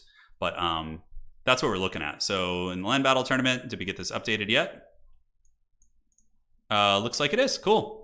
Yeah, so you can see we have the all the scores updated here and whatnot. Very good. Very, very good. So back to the bracket. Take a look here.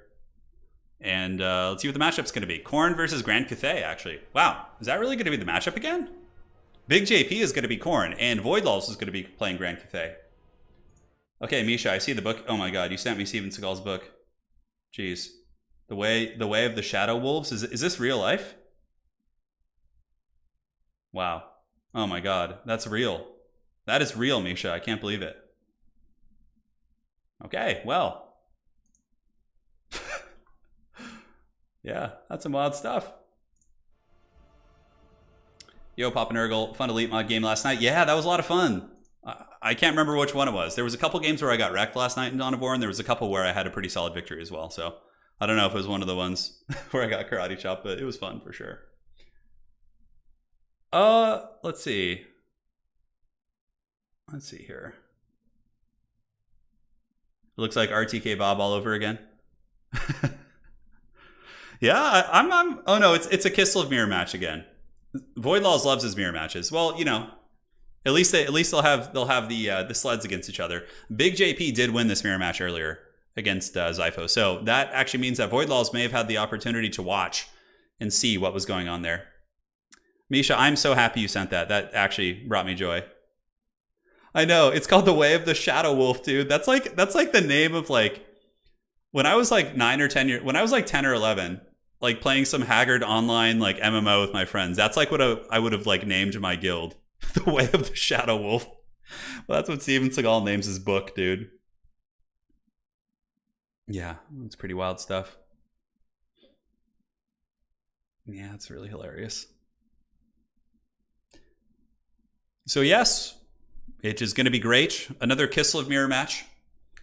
Light war sleds on light war sleds. They will all grind across one another, as we have seen in previous matches. And let's take a look at the players' paths to victory today so far. So, looking at Big JP, I think I can actually do this. Check it out. Will that highlight it all? Yeah, look at that. Nice. So, Big JP against Voidlaws in the grand final. Defeated Zyphos 2-0 in the semifinals. Defeated Teddy 2-0. Defeated Waldster here 2-0. And then in the beginning, took out Lord Catter there? I'm not sure how to say that. But nonetheless, it was a 2-1 victory. So the only time that Big JP has lost is actually in the first round of the tournament. It was a 2-1. Interesting. And now looking at the path for Voidlaws. Let's see what that looks like. So Voidlaws did defeat Human Boy 2-0. Defeated Evenstar, actually. So Evenstar, of course, I think they're in the same clan together. I'm not sure. But he did defeat Evenstar 2-0 as well. Defeated Ares. No, that's the other side. Rigson is also a really strong tournament player. And also faced the dreaded Charizard in the beginning round as well. Okay.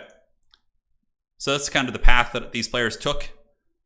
Of course, if you guys want to follow the tournaments and like learn about the rules and whatnot, you can just fly on over here to the website and all that. Whoa, something got messed up here on the website. Yeah, I got to fix that. One of the drop-down menus got a little bit screwed up.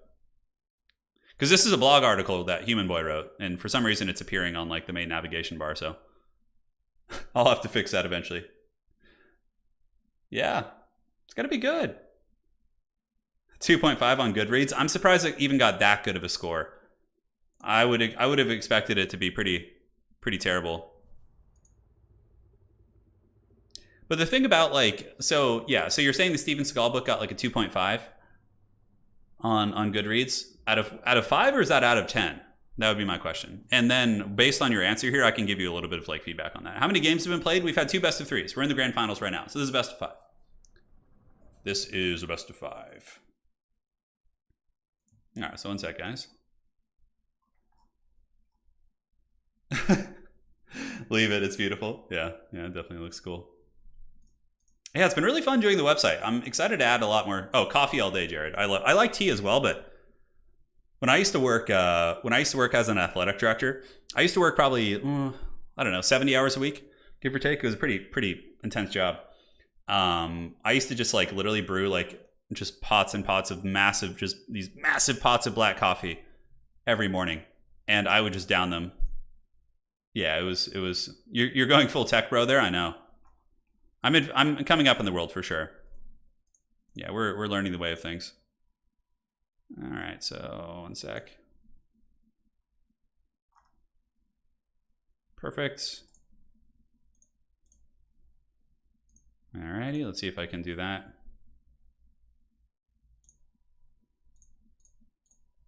And updating it.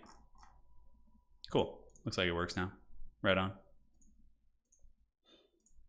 So yeah, so 2.5 out of 5. Okay. Because Steven Seagal rated it himself. Yeah, he's probably like the only person to rate on there. Yeah, which is pretty hilarious. But yeah, in general, like I like based on what I can see about the Steven Seagal book is it seems to take a very but I actually like coffee with milk in it. So before my wife and I moved in together, I used to just drink pure black coffee, nothing else. I used to just like the grungiest, dirtiest gas station coffee you could imagine, right? But when my wife and I moved in together, when I went to go live in Poland for 3 months, you know, when we were getting engaged and, you know, doing all the government paperwork and all that to get her over here, she introduced me to like putting milk and other things in the coffee, which I do like. It depends on the mood I'm in, really. Yeah, it depends on the mood I'm in. Yeah, well, that was what I was going to say is that Steven Seagal's book probably got a 2.5 out of 5 because from what I can tell, based on the cover of the book in the description, it's very ideological. Like it takes a very hard stance in terms of like culture and like politics and things like that. So people love echo chambers, right? So like even if the book is an absolute piece of crap, which it probably is, the individuals who agree with his political beliefs are just going to like give the book good reviews, right? That's what it's going to be. So it's just probably just like an echo chamber, right? Like people are always going to like, that's why like polarizing opinions, like with politics and things like that, or, you know, like even if it's not good quality content, if like half of the world agrees with what you're saying, you're going to have like an audience for it because people love echo chambers. You know, People love to just go with party lines and do all that kind of stuff. Hey, Jordan, my wife's name is Anna. Lady Turin, yes. Misha says, coffee, why can't you all just do a liter of Red Bull? Oh my god. Yeah. Oh man, I cannot do energy drinks. I don't know why. They just taste vile to me. They just taste vile. Yeah, so it looks like Big JP is ready. So Big JP and Void Laws, if you guys are listening to the stream, make sure to save your builds. I'll take a screenshot, worst case, but I know we sometimes have a desync the first game. So we'll hope for the best here. Wait, are the coffee and the Shadow Wolf book related? No, they're not. They're not. They're definitely not related. I don't know if so what is Turkish coffee like? So I see Connor talking about Turkish coffee in chat. What is it? Is it just like, what is it? I think I may have had it, but I'm not sure. Like, what are the characteristics of a good Turkish coffee? JP says, my wife is of Polish descent. I learned how to make a bunch of stuff for her, like pierogies. Yeah, very cool, man. Very cool. I know. Yeah, the game, the players are still. I'm looking through the armies to make sure they're all like squared away right now. So, yeah, coffee with some sort of milk is good for sure. I have to use the fake milk though, because it's just the nature of the beast. The players are still currently setting everything up, so we could just chill and look around here at the old bracket. Yeah, if you guys are like learning and want to get into events, you can sign up on the website. Also at the very top, people often ask for like Discord links. So now you can get it all in one place, right? There's a Discord link up at the top of the website, so you can find your way in, and it should be a little bit easier as well. And yeah, you can see all the rules for the tournaments, all that good stuff. It's great. Turin wasn't expecting. Yeah, oh yeah. It's not like I'm saying one side of the political aisle is better. I'm just saying in general, like it's kind of like I remember on both sides. My family's actually pretty. Like one side of my family is from New York City, and they were Italian American and like I think actors, lawyers, things like that. And the other side of my family is from like Texas and the South. So I've had a really interesting perspective on political ideology throughout my life. Yeah, definitely seen a little bit of everything. So you guys are saying the Turkish coffee is like really thick. It's served in a teacup, but it's like really thick and really strong. Turkish coffee. Yeah, okay. It's more sandy, and we boil it twice, and it has a great smell. Ooh, that sounds really good. Yeah, that sounds really, really good. Dude, I would be so down for that. I don't even know where I could get that in California. I would imagine in Los Angeles there might be some establishments that would like have that. Typically, we have some good local coffee shops where I live, but it's not going to have anything like that. Why isn't Turkish coffee more popular here? Like that sounds pretty good. Like it really is. It just, and also here's the thing: is the Turkish coffee like much stronger in terms of flavor, like in the caffeine? Like, are you going to get even more amped on caffeine from it? Like, is it more powerful than a regular like Starbucks coffee or whatever? Yeah. If I can slap French vanilla in it, I'll drink it. Yeah, I like that a lot too. I like that as well. Turn, my mom is from New York and my dad is from Texas, so 100% I get you on the. Yeah, absolutely, man, absolutely. Yeah. Yeah, my dad grew up in New York, upstate, and then moved to the city when he was young. And my mom was Oregon. She was in Oregon and California, but they were like in the Central Valley and like those areas, San Jose, Northern California. Look for a Turkish restaurant. Mert says, I'm from Turkey, dude. It's a strong coffee. Yeah, I believe it. Any Mediterranean deli or grocery store should sell it. Very cool. I'll have to try it. Sounds like fun. It's an acquired taste. It's very powerful. Okay, I mean, you have me sold on powerful. One of my favorite things was to like just get like super wired on coffee and have these like fun talks with my friends and stuff, Anna loves it. Oh my god. Next time Lady Turns in chat, you gotta ask her. Let me make sure they're ready, by the way. Oh my god, I was like getting so hyped here just chatting with you all. Does Voidlaws have a question or something? Man, Voidlaw is taking a long time picking his army. Come on, Void. I know you are a veteran of many of these events. Yeah, so the reason why I'm just sitting on the website, by the way, instead of the lobby is because I don't want to reveal their armies. I accidentally clicked on it, so. It's really hilarious. So whenever the wife and I go on like a really long car drive, I always just get like loaded on caffeine. Like I just get like a huge, like powerful black coffee, and like she's always like, "Oh God, you're gonna talk my ear off the whole drive." I'm like, "Hell yeah, it's happening." Yeah, it's always fun. So Mert says, "Bring it to a boil in a special pot, and often called." Okay, very cool, man. My first Total War game was Rome. Yeah, Total War Rome was one I played a lot. I played that in high school and in college. Void is scheming really hard, dude. Yeah, he's taking his sweet time for sure. Maybe Void went for a Turkish coffee. Yeah, he could have. He could have for sure. Yeah, other tournament. We got a couple more tournaments coming up this week. By the way, guys, I wanted to ask, like, if you guys could do me the favor when this stream is over.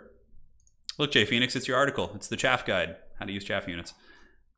If you guys, after this tournament is over, could leave some feedback in the comment section as comments about what you would like to see on the website. Now, do make it clear as to whether or not it's from a player perspective or like a viewer. Like as like someone who just watches, what would be useful for you here on the website? Like I was thinking of adding like a box or like something down here where it basically like has like Total War streamers, like it shows who's live and you can find your way to like other streamers, which I think would be really cool. And like as players, what would be useful for you as well? What would you like to see? Because I'm going to be doing another development cycle soon, and I just wanted to get some feedback on all that.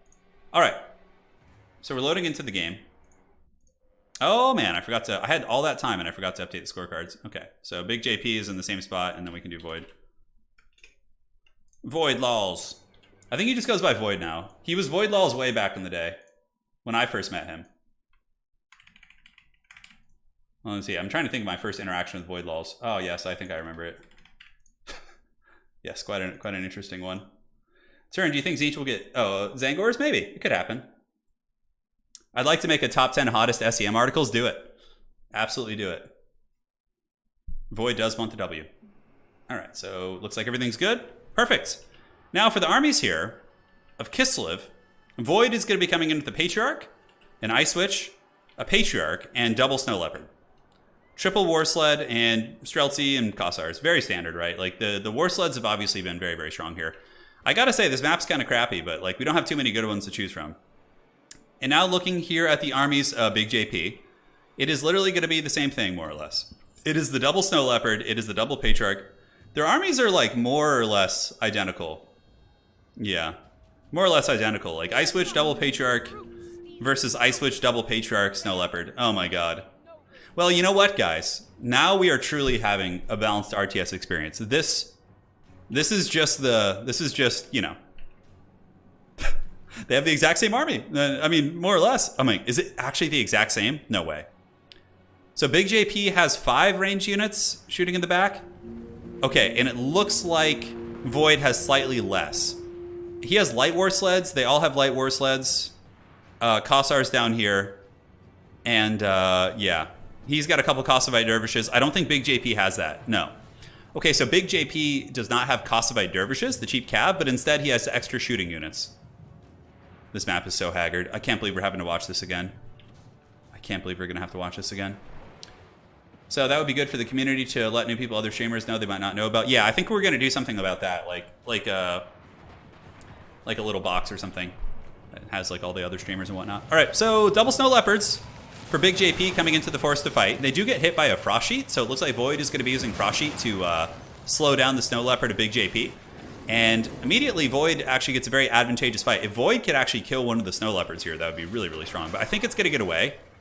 Wait, do Snow Leopards have Buyer Blood? I don't think they do. That'd be really funny. You know, like how the symbol... Yeah, man, he might get a pick on that Snow Leopard. It's having trouble getting away. The 2 Snow Leopards are really, really giving it the business. So Big JP losing a Snow Leopard right out of the gates is going to be pretty unfortunate. Although I think it's just barely going to escape. Because the sleds are going to move in. They're going to give some support. And overall, trading has gone a little bit advantageous for Void here with his Light War sleds. Hey, Turin, do you think that a Southern Realms DLC? I think it could happen. I honestly think this game's going to be going for a while, and I think There could be DLCs of all kinds of stuff. Oh, no! They're returning the favor! The 2 snow leopards move in and goon the snow leopard avoid. Oh my god, this is so janky, dude. This matchup, the mirror match, the meta has just already gotten so haggard for this mirror match. So yeah, basically the sleds are just unleashing hell on one another. You got triple Light War sled. The Ice Witch and the Patriarch moving up, probably going to be dropping a Salak's Lullaby, maybe to try and save that Light War sled from losing any models. And I believe that's what just happened. Nice. And it also hits the Snow Leopards. That was some really good control there by Big JP. Gets a really cost-effective heal off, heals up most of those units, and the armies are just going to keep skirmishing. The armies are not identical. They are almost identical, but the forces here of Big JP have 2 additional Kossars, whereas Voidlals has 2 Kossovite Dervishes in exchange for that, basically. Yeah. The cat fight. Yeah, the cat fight definitely was the low-hanging fruit as it pertains to jokes. I could have gone there, but, we'll see. So Kossars with spears. Homeboy's going to be running back. They're giant biceps. These guys definitely do some bicep curls for sure. Although, to be honest, I feel like Kislevites, probably in general, would have, that functional strength. Have you ever, met somebody's, like dad or grandpa, from an older generation, that worked as a mechanic or worked as some really, really tough hands-on job, like an airline mechanic, just working on these turbines where bending metal rods to fit. And they don't look super jacked, but when they when you're shaking hands or just feeling their presence in some sort of a sport, you're like, oh my god, this person is like a brick. That happens with wrestlers too. People who are wrestlers and people who are into grappling in general, they basically just feel like bricks compared to normal human beings. They just feel more solid. Just have this death grip, right? And I feel like that's what Kislevites would be like. They wouldn't be vanity fitness, those gym bros who just work out biceps and, don't do their legs and things like that. These Kossars probably spend all day just chopping wood and just trying to survive. Farm boy strength, exactly. And I feel like that's what Kislevites would be like. They wouldn't be vanity strength. That would be more like a Slanesh thing, to just work out the vanity muscles, That's why they're so squishy. Whereas the Kislevites are very tanky and resilient because they actually they do some functional lifts. Which is pretty cool. All right, so a little bit of skirmishing over here. The Kossovite dervishes just, poking back and forth as some Big JP archers do move into the forest and are able to get a couple shots here. Yeah, you guys obviously know. Misha says, my dad worked as a mason after the army. If he leaned back on the couch, the whole building would tilt. Yeah. I think the biggest, and yeah, there's not a whole lot going on right now. It's just a very light skirmishing phase, guys. Just chariots, just poking, barely obeying the attacking rules on both sides. Always fun. But, yeah, wrestlers are very much like that. People who do high school and college wrestling, those people are some of the strongest people you ever meet. And gymnasts. Gymnasts are just freaky strong too. What they can do is just nuts. I played football. I did a lot of weightlifting myself. And yeah, football players are pretty strong for sure. They do some good functional exercises. But compared to gymnasts and wrestlers, it's a whole nother level. You can take a Chad out of a man, but you can't take the Chad out of Kislev. Yeah. I can't wait to play Kislev in tabletop. They'll probably be one of the launch armies for Old World, which will be super cool. Kislev is just an army of Joe Rogans? Almost. Joe Rogan would probably be more of a dwarf, because I think he's not very tall.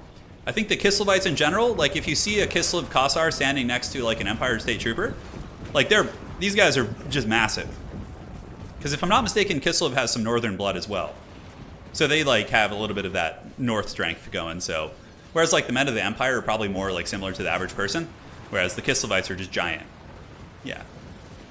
This match, yes. A little bit of skirmishing going down. We do have some bows and guns shooting in, able to blast into the Ice Witch here, as well as the old Patriarch. Big JP clearly is very, very good at the Kislev mirror match and is getting a better concave fire, honestly. Looking at Void's formation, it seems like Big JP has a much better position. He's got the good downhill shooting, the Streltsier just blasting away into the armored Kossars, into the war sleds, and Big JP is up by about 1,000 value, which isn't that crazy. Yeah, isn't that crazy? Yeah, Joe Rogan would be some mighty dwarf lord. Yeah, absolutely. I don't know. I actually don't know how tall he is. I have no idea. But it's pretty crazy, man. Joe Rogan's jiu-jitsu is actually pretty insane, and his his taekwondo kicks and all that.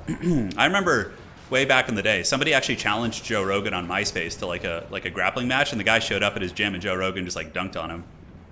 Yeah, pretty wild stuff. So a lot of shots coming in. The red and white Kislev army, I think, has the better concave position. I mean, look at the volume of fire going in and just tearing into Void's forces. Void is currently down by about 1,300. Big JP really showing mastery over the Kislev mirror match. Armored Kossars do have pistols. The pistols don't have good armor piercing, but still, you know, the volley fire can weigh things down and do some good work. Yeah, I feel like we're watching like a historical game. But this is where potentially Void has the advantage, right? He's got these cav that can come in and shut down shooting, whereas the army of Big JP doesn't have it. Now, the question being is, will Big JP be able to peel the cav off in the back and free up some of the shooting? Now, Void is going to be moving in with the chariots and the Patriarch blob. Over here, though, it's looking pretty grim as the Kossovite dervishes get absolutely melted. These ones get melted as well, because these are Kossars with spears. Yeah, so they have anti-large, and these are light targets. Kossovite dervishes are, you know, very low armor. They only have 15, so the Kossar spears and Streltsy probably going to be able to beat them down. Oh, but look at this. Is that an Ice Sheet or a Frost of Winter? Okay, so Voidlaws uses a Frost Sheet, and then a Heart of Winter is going to be following up shortly after, which, honestly, this could win Void the game, because there are a lot of units blobbed up here. So it's very easy to fall into that blob trap. Like, one haggard Kossovite dervish baits in the whole army. And now look at the value. Void has skyrocketed up in value here. Huge win. As those Streltsy, those Kossars, everything here is getting its bread seriously buttered. That has got to hurt super bad for Big JP. Now Big JP is down by about 500 value as the blob continues to get punished. Kossars, everyone pretty much breaking. The Buy Our Blood trade is active. And we do have the gross blob fight. We have the Snow Leopard squad of Big JP and the Ice Witch. And is there another Heart of Winter going down from the other side? I don't think so. I think that was just the same one. Value is actually pretty even at this point, because the Barriot squad of Big JP seems to be a little bit healthier. They do get into the Streltsy and are able to shut down some of the armor piercing as well. So doing some great work. Yeah, very nice. Here, the Streltsy of Big JP are trying to get away, but Void is having these armored Kossars around and trying his best to shut down the Streltsy, which is going to be super important. It's a little bit hard to tell what's going on with the blob fight. Patriarch and Ice Witch backed up by Patriarch and a Snow Leopard here. Yeah, fighting looks to be pretty even to this point. I mean, the value is more or less dead even. Like, one Patriarch heal could change the entire dynamic of this battle. This looks like it's going to be a very even one. Now, something that's going to be very big is looking at the value of the light war sleds, or how many are left. So we got 3, 7, and I believe the other one is pretty much in the can. Is that a light war sled? I think that is another light war sled coming in here. Oh, that's actually one of Void's. So more or less, Big JP is rocking, 7 war sleds and then another 4 here. Wow, he still has 4 and they're almost healing capped. Okay, so 11. Whereas Voidlaws right now, perhaps going to be getting another sweet Heart of Winter. Man, these Heart of Winters have been so good this game. They have been so good. And right here, it's going to be popping on those armored Kossars. And a little bit of lag there. It does happen. But yeah, nonetheless, pretty good value. I mean, hitting 2 reasonably healthy units. A lot of this fight could come down to the grinding of the chariots and the SEMs and all those things, so we should probably keep better tabs on that. One of Big JP's Snow Leopards is being surrounded and circle beaten. Looks like that thing is going to be going down. The other Snow Leopard of Big JP is on the run. Voidlaws does pull ahead by about 700 value here. And I think that Void is winning the single entity duel, which is going to be a big factor once the battlefield becomes a little bit diminished and the numbers are a little bit lower, right? So Light War Sleds of Big JP are on their way back in, but the Snow Leopards of Void are very healthy. One of the Snow Leopards does rally for Big JP here. I don't know if he's noticed this yet. Looks like this one's going to be dashing back in. If they had actually 2v1 this Snow Leopard, I think that would have been a really strong play, but it looks like he's trying to get back. Okay, double Patriarch for Big JP is still here, and the dreaded blob fight. This is what we all signed up for. We're seeing these disgusting blob fights. This is what land battles are all about. And here we go. So the big Heart of Winter is going down once again. And who is casting it this time? Okay, Heart of Winter actually went down from Big JP. It's not going to do that much damage against SEMs and whatnot, but it's still better than nothing, right? It still does do that damage per second to these models. So perhaps Big JP can pull the game back. It's about 600 value right now. Patriarch heals, going to be quite substantial here. Heart of Winter going into its final form, tearing through some of these enemy Kislevite units, I suppose, some of the chaff units and Kossars that have gotten in there. One Snow Leopard has come back, and the Light War Sleds are running for Big JP. As he's down by about 500 values, Voidlaws has gotten the better blob punishing effects this game. I think JP was in a very commanding position until the blob punishment came in. He took the bait and piled in a lot of his army to try and take out that Kossovite dervish. Definitely looks very cool. So looking at the remaining forces here, Bounce of Power is a little bit in the favor of Void. Void is up by about 500, but this could certainly go either direction. Kossars with spears being entrenched in this fight is very, very big. Voidlaws is also potentially going to lose his Ice Witch. Okay, so the Ice Witch duel is going down. We got the fight of fights.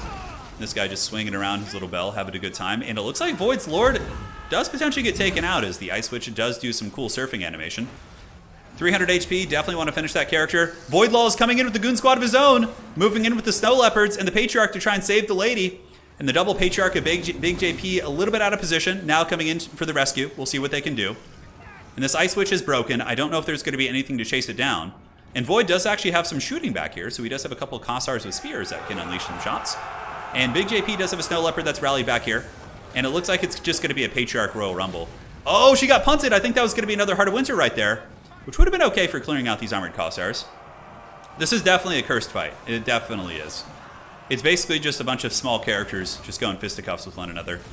Obviously, the Lord having routed is a big deal. Big JP does have his Ice Witch unbreakable. 120 HP. The Snow Leopards plus the double Patriarchs able to get some good gooning. And I'm not sure what's going on here with the Patriarchs of Big JP. Like, they're both standing still. Is he disconnected or is he not moving his units?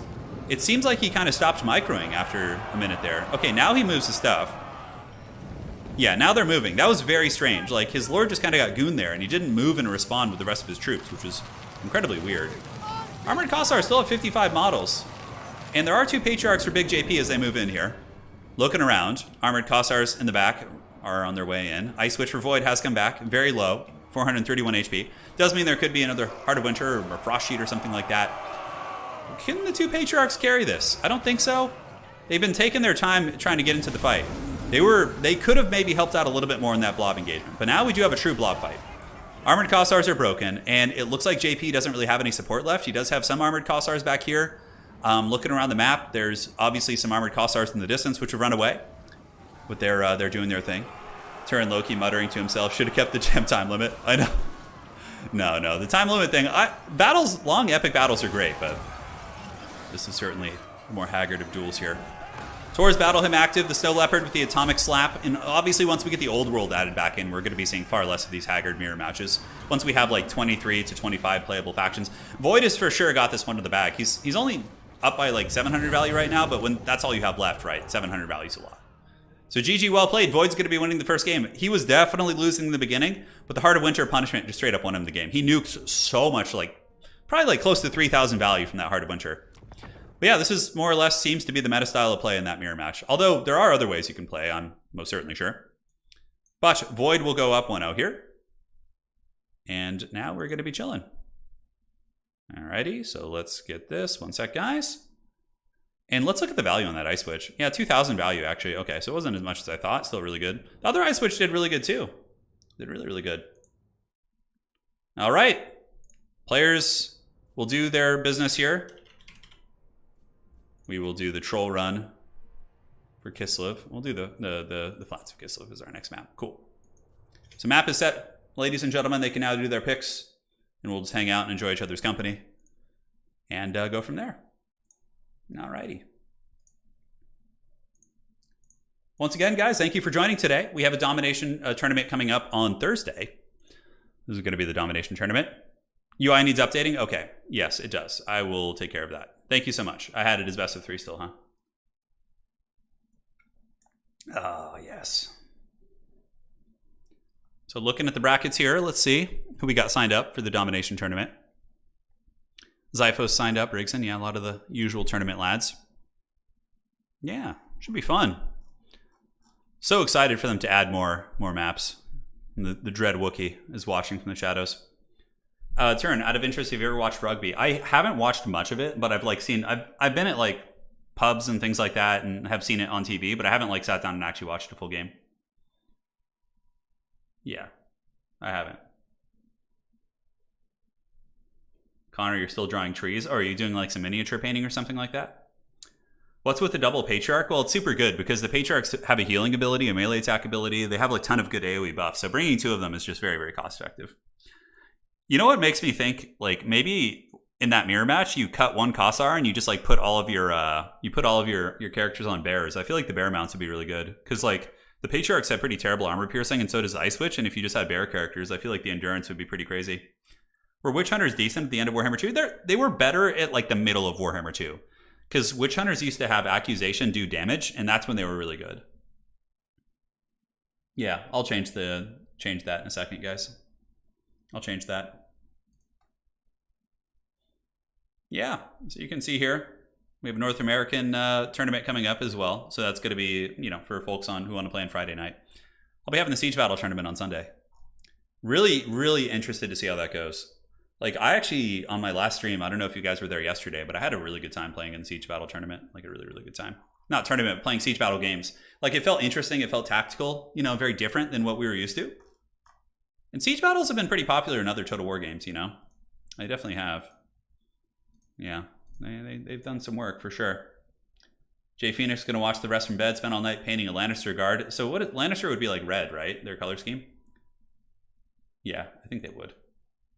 All right, guys, so players just getting their armies together. And I will update the UI real quick as soon as we load into the next match. Perfect. I wonder what it's going to be. They're certainly taking their time with their picks and bans. The map is set on the Kislev Flats. I can't recall seeing witch hunters in multiplayer. They weren't super common. Like, towards the end of Warhammer 2, they definitely were not meta. Empire wasn't meta either. Empire was a weaker faction. Like, greenskins were super dominant, obviously. Everyone loved them. Vampire counts were, like, played by, like, a certain group of people. Like, okay, it's going to be Grand Cathay versus Ogre Kingdoms, yeah. Void's going to be on Ogres, and Big JP is going to be on Grand Cathay.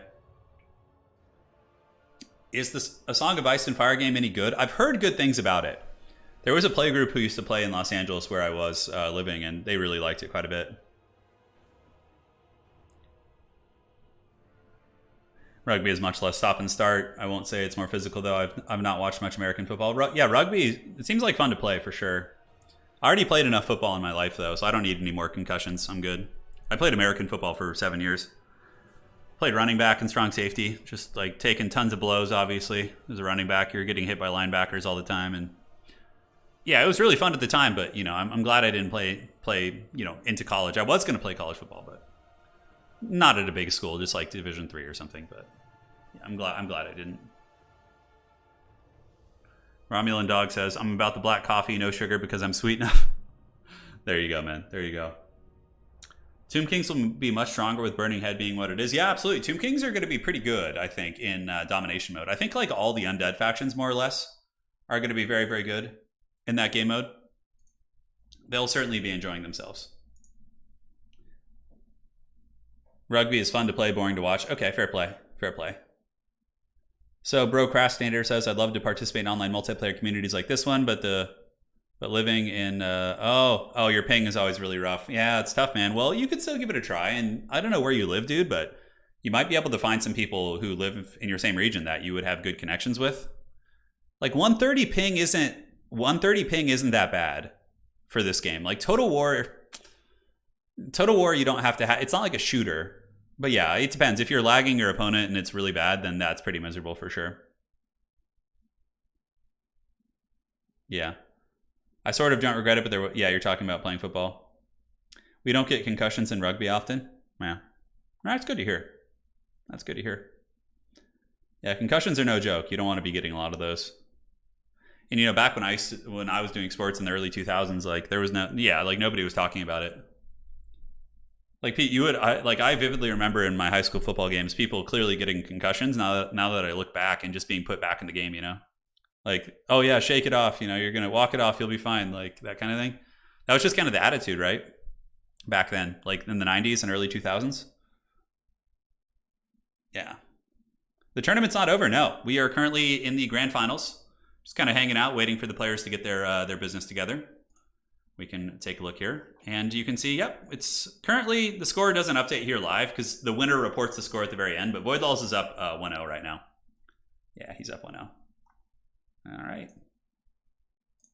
So it looks like they're both ready. Let's load in and fire it up. So it is going to be Grand Cathay versus Ogre Kingdoms. Let's have some fun. Switch in here. See who's going to be claiming victory. Yeah. That was the attitude.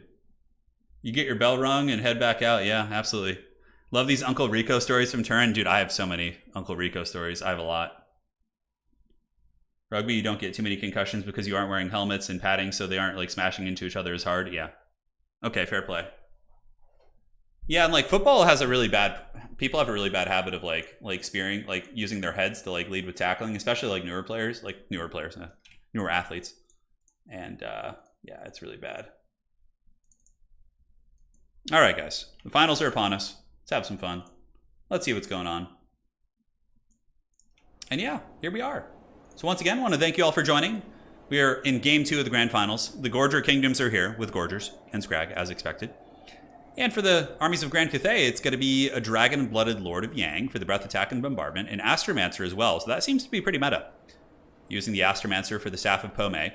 Halberds into the Sunset, backed up by Jade Warrior Crossbows, 1 Iron Hail Gunner, and Peasant Long Spears. The only thing this build would be kind of weak against would maybe be double Stonehorn, but I don't think that's what we're going to be seeing here for Void Laws. So we'll see how it goes. Now, looking here at the Army of Void, it's going to be double Gorgers. Oh, a Noblar Scrap Launcher. Okay, this is kind of metal. Dude, look at this. Look at these guys. These guys must feel really important, manning this like giant device for the Ogre Kingdoms. But it is a Noblar Scrap Launcher. We got Lead Belchers, Ogre Bulls with Iron Fists, Noblars, and an Iron Blaster as well. So it is I don't think I've ever seen an Ogre player try and play this way. It is a double Scrap Launcher with an Iron Blaster. That's pretty cool. I actually like this build. I'm becoming a bit of a fan of the Scrap Launchers. I don't know about in these type of battles, but in Domination I've had some success with them. Against like Khorne, like Halberd spam, things like that, you can use them to bombard those units. Yeah, which is pretty great. So, ladies and gentlemen, let us know, who do you think is going to win? Is it going to be the dreaded double Scrap Launcher build or the Cannons of Grand Cathay? We'll find out. The cannons do lurk on the low ground. Going to be scooting up, shooting at that Iron Blaster, I would imagine. Iron Blaster immediately in range. I think the cannons will be able to shoot it here. We'll have to see. The Scrap Launcher, you know, what's kind of funny about them is they can actually utilize the terrain a little bit. So the Scrap Launcher can sit behind the trees, most likely, and shoot over them, which could be good. Same thing, like if Cathay had like a Fire Rain rocket, they could put it behind the trees and shoot over. So both sides would have access to that kind of thing. So I'm very eager to see how the Scrap Launchers do. I feel like in theory they should be good against like the blobbed Cathay Halberds, which have very tight formations. Obviously, Big JP is, you know, in the Grand Finals of a competitive tournament, so clearly he knows that formation attack needs to be turned off for your whole army. Oh no, the Slaanesh bots are waiting. They're here. Look at Misha with the steel chair. The swift, decisive strike against the bots. Yeah. I like that, Misha, with the fancy text as well. Cannons will definitely win the trades, but like Void is just such a gamey player. He's gonna just like be juking and like scooting and shooting. It's gonna be really, really tough. It's gonna be really tough. So the Iron Blaster is gonna be moving up, as will the Ogre army. So I think they're just waddling slowly. Noblar Scrap Launchers getting ready to get in range. Cathay is probably chill. They're just like, okay, I'm just gonna sit here and shoot my cannons at you. And what are the cannons gonna shoot? Probably the Iron Blaster is the important target. Yeah, and Void is able to dodge that, so. Artillery juking in this game is pretty ridiculous, for sure. You gotta like really switch targets quite a bit. Because the Iron Blaster can scoot and shoot, and that's what Void is doing. It is just so brutal to play against. Because he dodges your shots, and then he just stops and shoots, because it has so much speed. And now the Scrap Launcher's coming in. The Cannonball just misses that one, so you don't. Void didn't even need to dodge there. It's like the thing just missed everything. So far, Iron Blaster does get a single pot shot into the Peasant Long Spearman. Nice little breath attack there. Is okay. Yeah, not that great. The Dragon Blood Lord tried to use its breath attack on the Saber Tusk. Would have rather have seen that on like some Noblars or something like that. But you know, Cathay might just have to wait out the old cannons here. As Void is just moving up, shooting with his Iron Blasters. Here comes another shot. Ooh, that's going to be a big one. Where's that going? Oh, I thought it was going after these guys here, but no, it looks like it was actually trying to take out the Grand Cannons of Cathay here. Another Noblar shot. Scrap Launcher blasting downtown, getting a couple decent kills there, and the Cathay cannons finally do return the favor and are able to hit the Scrap Launcher pretty well. Yeah, it took some damage. I think Scrag does have Troll Guts, so he's going to be able to drop that. And the cannons will continue to just blast in against the Iron Blaster. Here it comes, juking in, going after the Scrap Launcher. Honestly, the Cathay cannons, even on the moments when Void isn't really juking, it seems like the cannons are just missing to a large extent. Like, this thing was just sitting still, and pretty much all those cannon shots there were a bit of a swing and a miss. And, you know, the problem with what's going to happen here is that Cathay is going to move forward. They're going to get impatient. Honestly, I think, like, sitting and trading with Ogres like this isn't terrible, necessarily. I mean, the Ogres are going to run out of ammo eventually, but The Dragon-Blooded Lord moving up, looking to pressure a little bit, but Void Lulls does have a Lead Belcher back here, and the Scrap Launchers are definitely going to be getting more firepower into that Cathay army. All about 700 value, give or take. And the Dragon-Blooded Lord's going to be moving into attack. Very, very ballsy. This is like a super brave Lord, and does actually hit the Iron Blaster. Like, the big thing for Big JP is to just switch the cannons back and forth, like, non-stop. That's going to make it very hard for Void Lulls to dodge all of those. And here in the back, there's going to be some sort of magic going down. Is that going to be Constellation of the Dragon or something? Oh, it is. Holy shit. I don't know if I've seen it used like that. Yeah, definitely not worth. Definitely not worth. Like, it's sometimes it's a little bit weird finding magic that's good against ogres. In my experience, the Lore of Yin has been better because you could bring Missile Mirror and throw it on top of the Iron Blaster back here. And you could also use the Halberd Summon to be very effective against most of the ogre roster. But yeah, the Cathay cannons I think are still functional. We got 4 cannons here and 2 over here, so they actually have lost a couple of their cannons. One of the Scrap Launchers did get hit with the Troll Guts, so at the very least it's baiting out the big fancy magic from the Ogre Kingdoms. And the Ogres are just opting to just kind of sit and use their artillery and just, you know, trade with Cathay, who invested less in the artillery, right? So Cathay has 1, 2 cannons, what are they, 900 apiece, so about 1800. And these Scrap Launchers are, yeah, so almost double the value on the artillery for the forces of the Ogre Kingdoms. So there's going to be some more magic going down here. I'm not sure what. Oh, he tried to get a Thunderbolt. But yeah, like, those type of cheeky little plays aren't going to work very well against Void. He's very, very on top of his micro. Like, he typically doesn't mess up too much. Like, the best time to probably catch him would be during the Chaos, right? So one of the Cathay Grand Cannons is down for the count. Ogre Artillery is taking some work, but Ogres have healing, and Grand Cathay does not. So another cannon right here. Obviously, Cathay's artillery isn't very mobile, so they're going to be certainly taking most of these shots right in the face. And Cathay currently rocking what appears to be 5 cannons left. And now they're going to be moving up their army to battle the Ogre Kingdoms. So cannonballs shooting into the back while the Lead Belchers get ready to rip some shots downtown. I'm not sure what they're going to be shooting here. Probably going after the Jade Warrior crossbows or the Iron Hill Gunners. Cannons actually do land home on the Iron Blaster. And Cathay may be realizing that it should have attacked a little bit earlier, perhaps. Because it would be a little bit harder for Void to micro all this while he's microing other things. Another Uran and Thunderbolt going down from that Astromancer does miss pretty horribly. Cannons finally striking home. Getting some really good value for Grand Cathay and shooting into the Lead Belchers, taking out a handful of bottles there. And the Chungus Kingdoms are going to be forced back a little bit. The Ogres are here. They're lurking in the bushes, obviously not wanting to move up. They're just going to be trying to utilize their artillery to the best of their abilities. The Scrap Launcher attacking from over here. Gorgers are basically just going to move across and chew on the cannons. One cannon crew is trash canned, I think. I don't think there's any functional cannons left, although... Are they broken? Yeah, they are. You can see because the wheels are broken. I think there's one Ox here that's still kind of functional, and that's pretty much it. But the other Cathay Grand Cannon is going to be moving up. And they're going to be blasting into the Lead Belchers, and I would imagine the Iron Blaster. Iron Blaster's running a little bit low in ammo, so the Ogre Army is going to have to certainly do some heavy lifting here soon. I don't think you're going to catch Void with any more of those Astromancer bombardments. And here, the Breath Attack going down, it doesn't do a whole lot against those Ogre models. But the cannons... Against Ogres, like their models themselves, pretty damn cost effective. Like a single Cathay cannon kills 3 Lead Belchers, right? It just seems like the artillery hasn't been super good against like the Iron Blaster and all that stuff. And now in the backfield, this is like the classic Haggard like tactic, right? You snipe your enemy's artillery, force them forward, and then when they try and like reroute that artillery, you just intercept with like saber tusks. So Cathay is basically all hands on deck now. They just have to advance. Like they do not have the option to sit back and play the artillery game. Void Law's playstyle here is very different too. Typically, you don't see Ogre players do this with double Scrap Launcher. Like, there'll be like one Iron Blaster sometimes, but like Ogres will typically have to advance and fight into the Cathay defensive position, which is, clearly he's going against the meta here, and he is, really putting his opponent in an awkward position as they do waddle through the swamps here. And they are, Iron Blasters are chilling. They're going to move across. Ogre Kingdom's moving up to attack with the rest of the army, so Noblars and Ogres going to be collapsing on the weaker sides of the formation, while the Cathay army continues to just get blasted to oblivion. This is looking really over already. I know there's still a lot of Cathay army here, but like I feel like they're just going to get surrounded and sandwiched. Cathay isn't a faction that really, really likes to, move around like this. They're very stationary, and now their troops are, okay, this is actually kind of a cool idea. They could form a little defensive position in the water. No, the water actually would be bad for them. That's right, because the monstrous infantry don't suffer from the water penalty, whereas basic infantry do, right? They do. So Noblars move it in. They're going to be battling the brave Cathay Spearmen. So we'll see how this fight goes. The artillery just continuing to envelop. In the back, we see the Grand Cannon crew being taken out and just feasted on by the Saber Tusk packs. if you're going to be defending artillery in the back, I found against mobile factions with like Saber Tusk and Hound units, it's better to defend them with like Jade Lancers. So instead of getting a Halberd unit back there, you defend with Jade Lancers, who can actually like stop mobility. Ogre Power Fist going down. Value lead for the Chungus Kingdoms is about 2,000, as the Noblars are broken. Ogre's taking a little bit of damage. Scrag does get beat up there, and now the Gorger Kingdoms are in the back as well. 2 Iron Blasters is off meta. There's only 1 Iron Blaster in the game right now. 2 is banned. There's 1 Iron Blaster and there's 2 Scrap Launchers. Scrap Launchers are like the Haggard Catapults, which are a very balanced unit. They're not overpowered. They're just, yeah, that's what they do.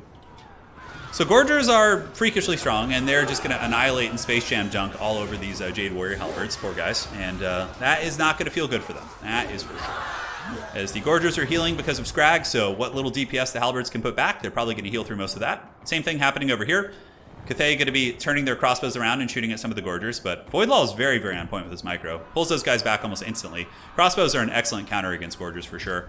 And now Cathay is enveloped a little bit. Gorgers attacking on a few flanks. Cannons are 100% offline. Iron Blaster is about to run out of ammo, actually. Well, how much value has it gotten? 1,700. Pretty damn good. Pretty damn good. And I would imagine that thing is going to get nerfed here relatively soon. In this, I would guess it's going to get nerfed in the first patch we get. So Halberds actually fend off the Gorgers here, and now they're going to be battling some Ogre Bull Iron Fists. Another Power Fist going to be coming down, the Haggard Cathay Blob here. Oh, you can't be blobbed like that. Oh, the Fist of the Great Maw. And they're just going to get punched in the face. Boom. They got Pantera'd right there. And there they go. The Jade Warrior Crossbowmen going to be shooting into Iron Fist Ogres who are shielded.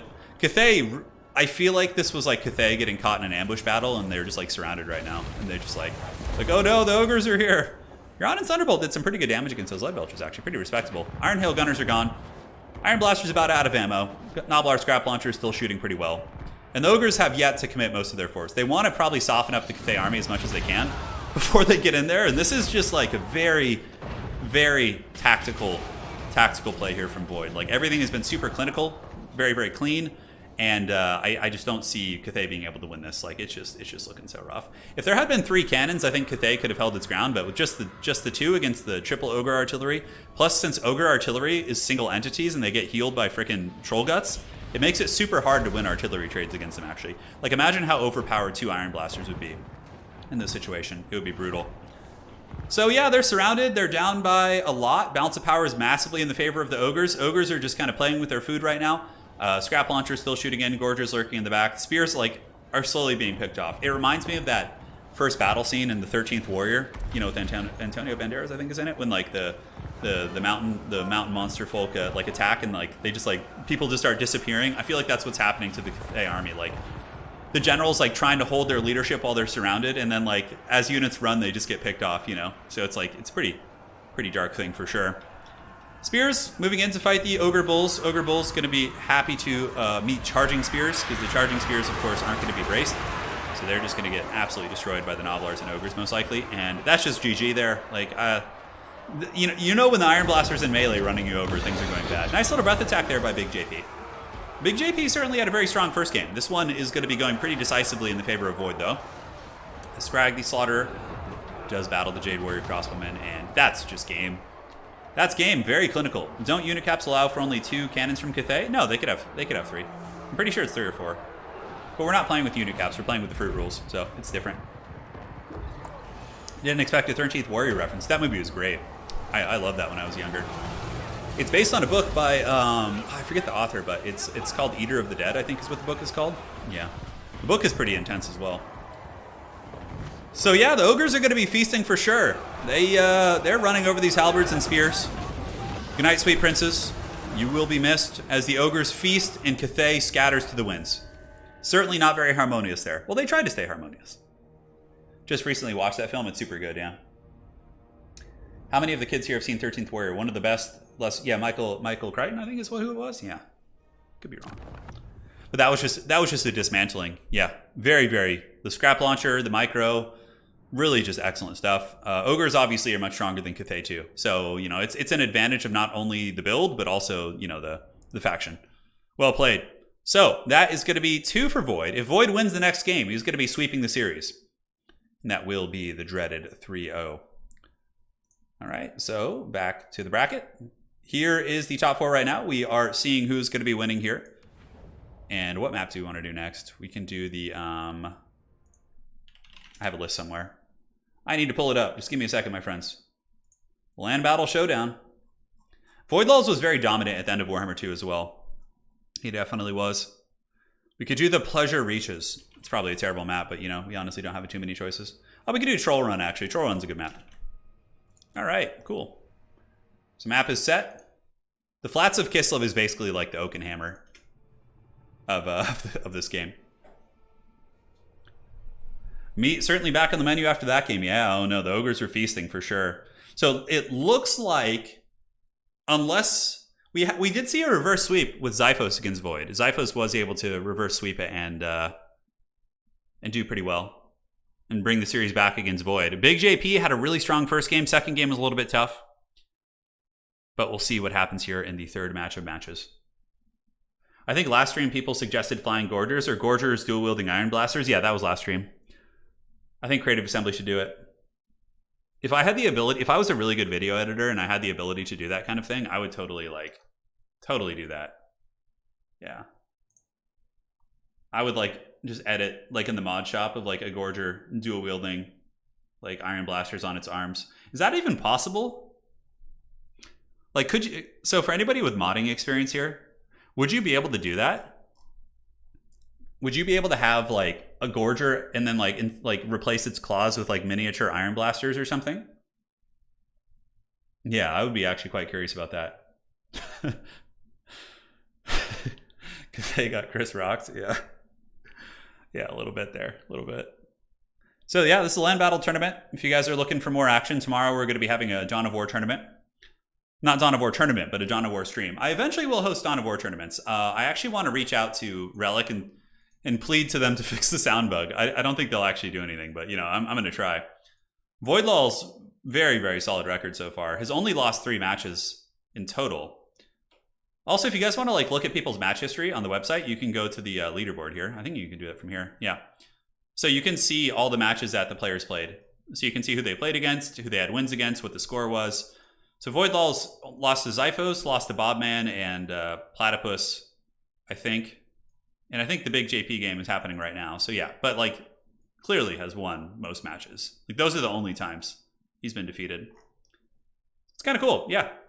We'll be adding additional statistics, and something we'll be doing soon is adding a little subsection of the website where people can join clans. So if you want to join a competitive clan and get some good games in, there'll be a page, each clan will have them. So I was talking to Jay Phoenix earlier about that. So having a RTK page where they can talk about their achievements, how they play, their structure, all that. So yeah, which is going to be fun. Dawn of War 2. Yeah, Dawn of War 2. I would have already probably hosted a Dawn of War 2 tournament, but the thing is with the sound bug, I don't want to have to deal with that. Yeah, which is going to be tricky. All right, so let me see if the players are ready. No, I don't think they've done their factions yet, so they're still doing their picks and bans. So we're just going to hang tight for a minute. What is a sound bug on Dawn of War? So basically, when you're playing Dawn of War 2, occasionally the sound will drop out. You'll lose your audio and a couple other things, and then your game crashes a minute later, a couple minutes later, and it really sucks. It really sucks. Yeah. In your tournaments, are you forced to play different factions? So typically, you have to. In Domination, you can usually play one faction and get away with it because only the top 4 are best of 3. So if you're new, it doesn't really matter. But if you're playing, you typically need to know at least 2 or 3 factions. I never played the first Dawn of War. I actually never played Dawn of War 2 until a week ago. I just started learning the game, and it's super fun. It's pretty crazy how good people are in Dawn of War 2. I get on some nights, and sometimes I'll play new players or medium players, but then sometimes you face these unholy Terminators who've just been playing nonstop since 2009, and you're just holy shit, that guy just destroyed me. It's just, you're just literally in your base being camped. You really feel it. You know, you really feel it. But I guess it's no different than a newer player coming here and having to play a seasoned tournament player, right? It's the exact same thing. Looks like it's going to be Khorne versus Tzeentch. Big JP is going to be Khorne, and Void is going to be on Tzeentch for the matchup. I just want Queen Bess to launch Bloody Boys. You lose audio in Warhammer sometimes. That's probably because you hit the hotkey for it. I do that all the time. I think it's Alt something on the keyboard. Gorger Doomdiver catapults. Yeah, absolutely. Are there any good places to learn Total War Warhammer? Yeah, so Ashley, I would recommend joining joining our Discord. So let me show you real quick. That is always like a good platform to learn, because within our Discord is a link for a bunch of other great Discords as well of communities that play this game. So 1 second. All right, there we are. So yeah, you just go up here and you can join our Discord, and from there, there's events, there's people practicing, there's casual, there's competitive, whatever you're into. Yeah, and like within our Discord, we have a section called Community Resources where you can find other people's Discords as well, and you can always typically find people to play with. I mean, it depends on the time of day, but you know, it's a good place to start for sure. Because I agree, ladder does suck pretty bad. It'll be better soon. It'll be better soon once they fix the once they balance things a little bit. But right now, ladder's just trash. Yeah, it's pretty bad. What about a giant Gundam wing mech made of Gorgers? Oh my god, when it dies, it becomes several Gorgers. Dude, don't put that evil on this game, dude. Don't put it on us. Yeah, Void Laws though, man, tearing through it. He'll be the first individual to win 2 tournaments. So you know it's going to become much harder to unseat him as he wins more and more tournaments here.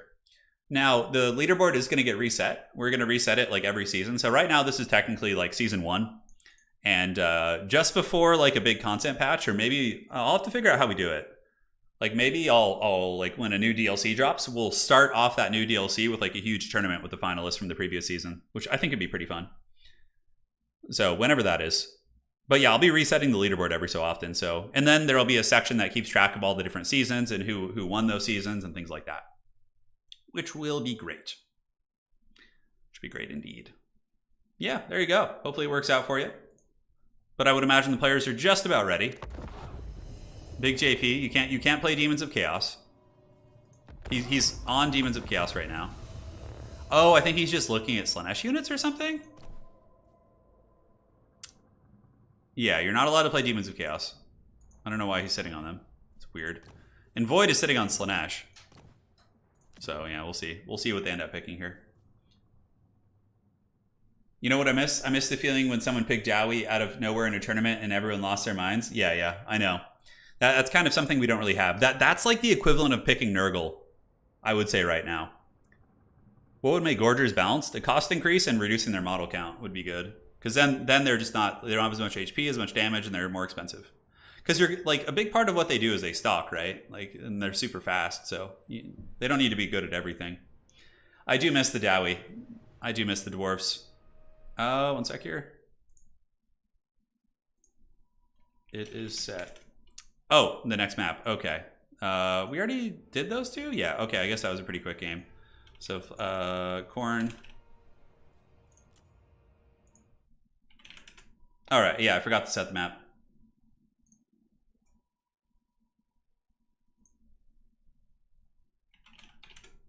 Perfect. All righty. Sorry, I forgot to set the map. That's why the players were like not sure what they were going to pick. So we're going to do the Waste of Corn for this one. It's a really cool map. One of the few good ones we have. We honestly have like 6 good maps in this whole pool, so sorry about that, guys. Sorry about that, JP and Void. My apologies, my friends. Yeah, we should be good. Alrighty, cool. Perfect. Alright, so now that the map is here, we'll see what they're going to play. I thought it was Corn, but it looks like they didn't know what the map was, so they're waiting now. I know, we need our dwarves back. We need our dwarves. One sits on demons to not give an opponent any tells. Yeah. That's definitely true. My dream is Dowie artillery piece that just fires your units across the field for rapid repositioning. Yeah, that would be pretty cool. And like, so like you could have like a catapult that launches dwarves and they have like parachutes. So then like, dude, how cool would that be? So you have a catapult, it launches dwarf like special operations troops, and they like elite dwarf and infantry, and they just have parachutes and they can like drop on objectives. Imagine if you just have like a doom diver, a dwarven doom diver, but they have like, they actually are given parachutes and they just land on the back objective. Dude, that'd be so cool. The maps are just really bad because they have a ton of like terrain that is unfair. Like one person starts on a hill and the other doesn't. There's a lot of like one-sided terrain where one side has terrain and the other doesn't. And also they're very like, a lot of them are very small, so it's very hard not to camp the white line. You don't have a lot of space to work with. Oh yeah, Pretty sure that's just a haggard version of the Karajan Overlords. Yeah, I know. Yeah. John saying we never won, but yeah. The dwarves had some big wins back in the day, for sure. I think it's funnier to launch them out of a cannon, you know? I think that would be the way to do it. Don't ever tell them they copied the Doom Divers. Yeah. Okay, so it looks like it's going to be Khorne versus Slaanesh, guys. That's going to be the matchup here. So we'll see what they decide to do. Yeah. Big JP saying, no worries, dude. I'm chilling. That's right. We're having a good old jolly time. Alrighty. So just hanging tight. Enjoying it. Waiting for the grand finals here. Players will be ready in just a minute as they pick their armies. In tabletop, minor units for the dwarves used to be able to come from behind the enemy, or in older editions set up a secret tunnel exits and deep strike out of them. That's super cool. Yeah, why can't dwarves have something cool like that? Like, if they gave dwarves an army ability, for example, that like worked in, oh my god, how cool would that be? Where's my Dowie Ranger paratrooper with the superhero landing? Are you talking about the one where, like, when the heroes land on the ground, they like put their hand on the ground and the other one's like back up in the air? Like the anime hero landing? Yeah, that'd be cool. Slaanesh vs. Khorne is a fun one. It's just like, it's fast, it's furious, it's certainly over very quickly. You know, I don't think I've ever seen a long version of that game because they don't have shooting to like prolong the game. I mean, I guess a skull cannon could. So it's usually very fast. Is there a cash prize? Yeah, there's cash prizes for all the tournaments. If you want to see, you can go to my you can go to the website here and you can look on the tournament and you can see the cash prize. It's usually like between 50 and 100 bucks. Nothing huge, but you know, just something fun. You know, I gotta like make, I can't go too big because it's out of my pocket, right? So otherwise I would lose what I made, you know, for just working or whatever. All right. So gonna check back with the players here. And it looks like we're in. So ladies and gentlemen, here we are in game 3 of the grand finals. It's gonna be Big JP leading the forces of Khorne, facing off against Slaanesh and Void. Big JP coming in with Scarbrand and Big Papa. He's going to be trying to rampage some of those Slaanesh ladies over there. Double Cultists of Khorne with their funny haircuts. And the rest of the army is actually going to be shielded Chaos Warriors and Halberds. Wow, okay. Backed up by Spawn. I like that. It's cool. Khorne does have Slaanesh does have a lot of armor piercing, but if Slaanesh decides to go Marauder heavy, the Chaos Warriors are going to be a super huge pain. And now looking at the forces of Voidlaws, it is going to be a bunch of Marauders and a bunch of Demonettes. 2 Exalted Demonettes. Very essential here. These Demonettes need to be focused by Khorne if they can, because the Demonettes are going to be the best tool against all these like armored Khorne warriors. We have a Herald of Slaanesh, because Slaanesh is just so good, the lore passive. It's basically like Wurzag on all your characters, or on all your casters, because what happens is every time you cast a spell, your entire army gets melee attack and leadership. It's so good. On top of that, we have 2 cultists here. They're going to be summoning Demonettes to try and deal with warriors, and that's it. They're very simple. We got some Seekers. Seekers are really, really good. Hellstriders are okay against Khorne Dogs, and yeah, that's more or less what you go for. You go for Hellstriders to deal with Khorne Dogs and spawn, and Seekers to kill infantry and just be like a good generalist unit.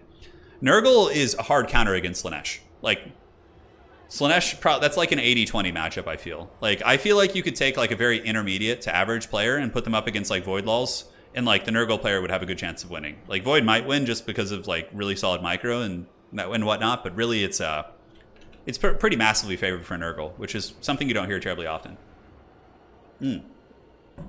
So Khorne is going to be looking to rampage here. Obviously, Scarbrand wants to get that Lord. He wants to get 1 or 2 attacks on it and then rampage it. And that's basically how Khorne wins. If Scarbrand's able to just goon that Herald of Slaanesh and get the pick, typically that ends most of these type of games here. Chaos Warriors, though, they're not unbreakable like the demons, but of course they are pretty resilient. And Khorne has good leadership in general. 75 on the Chaos Warriors. And of course, when the game starts, you'll notice that the leadership's going to be a little bit higher because of your flanks being secured and like other things like that. So we'll see. But man, oh man, Khorne Warriors look super cool. Like every time I see Khorne Warriors, I'm like, oh, I want to, when Old World comes back, I want to have a Khorne Warrior army. But my only thing about Khorne is I am so sick of painting trim on Chaos models. I'm so sick of it that I like don't know if I could start another Chaos army.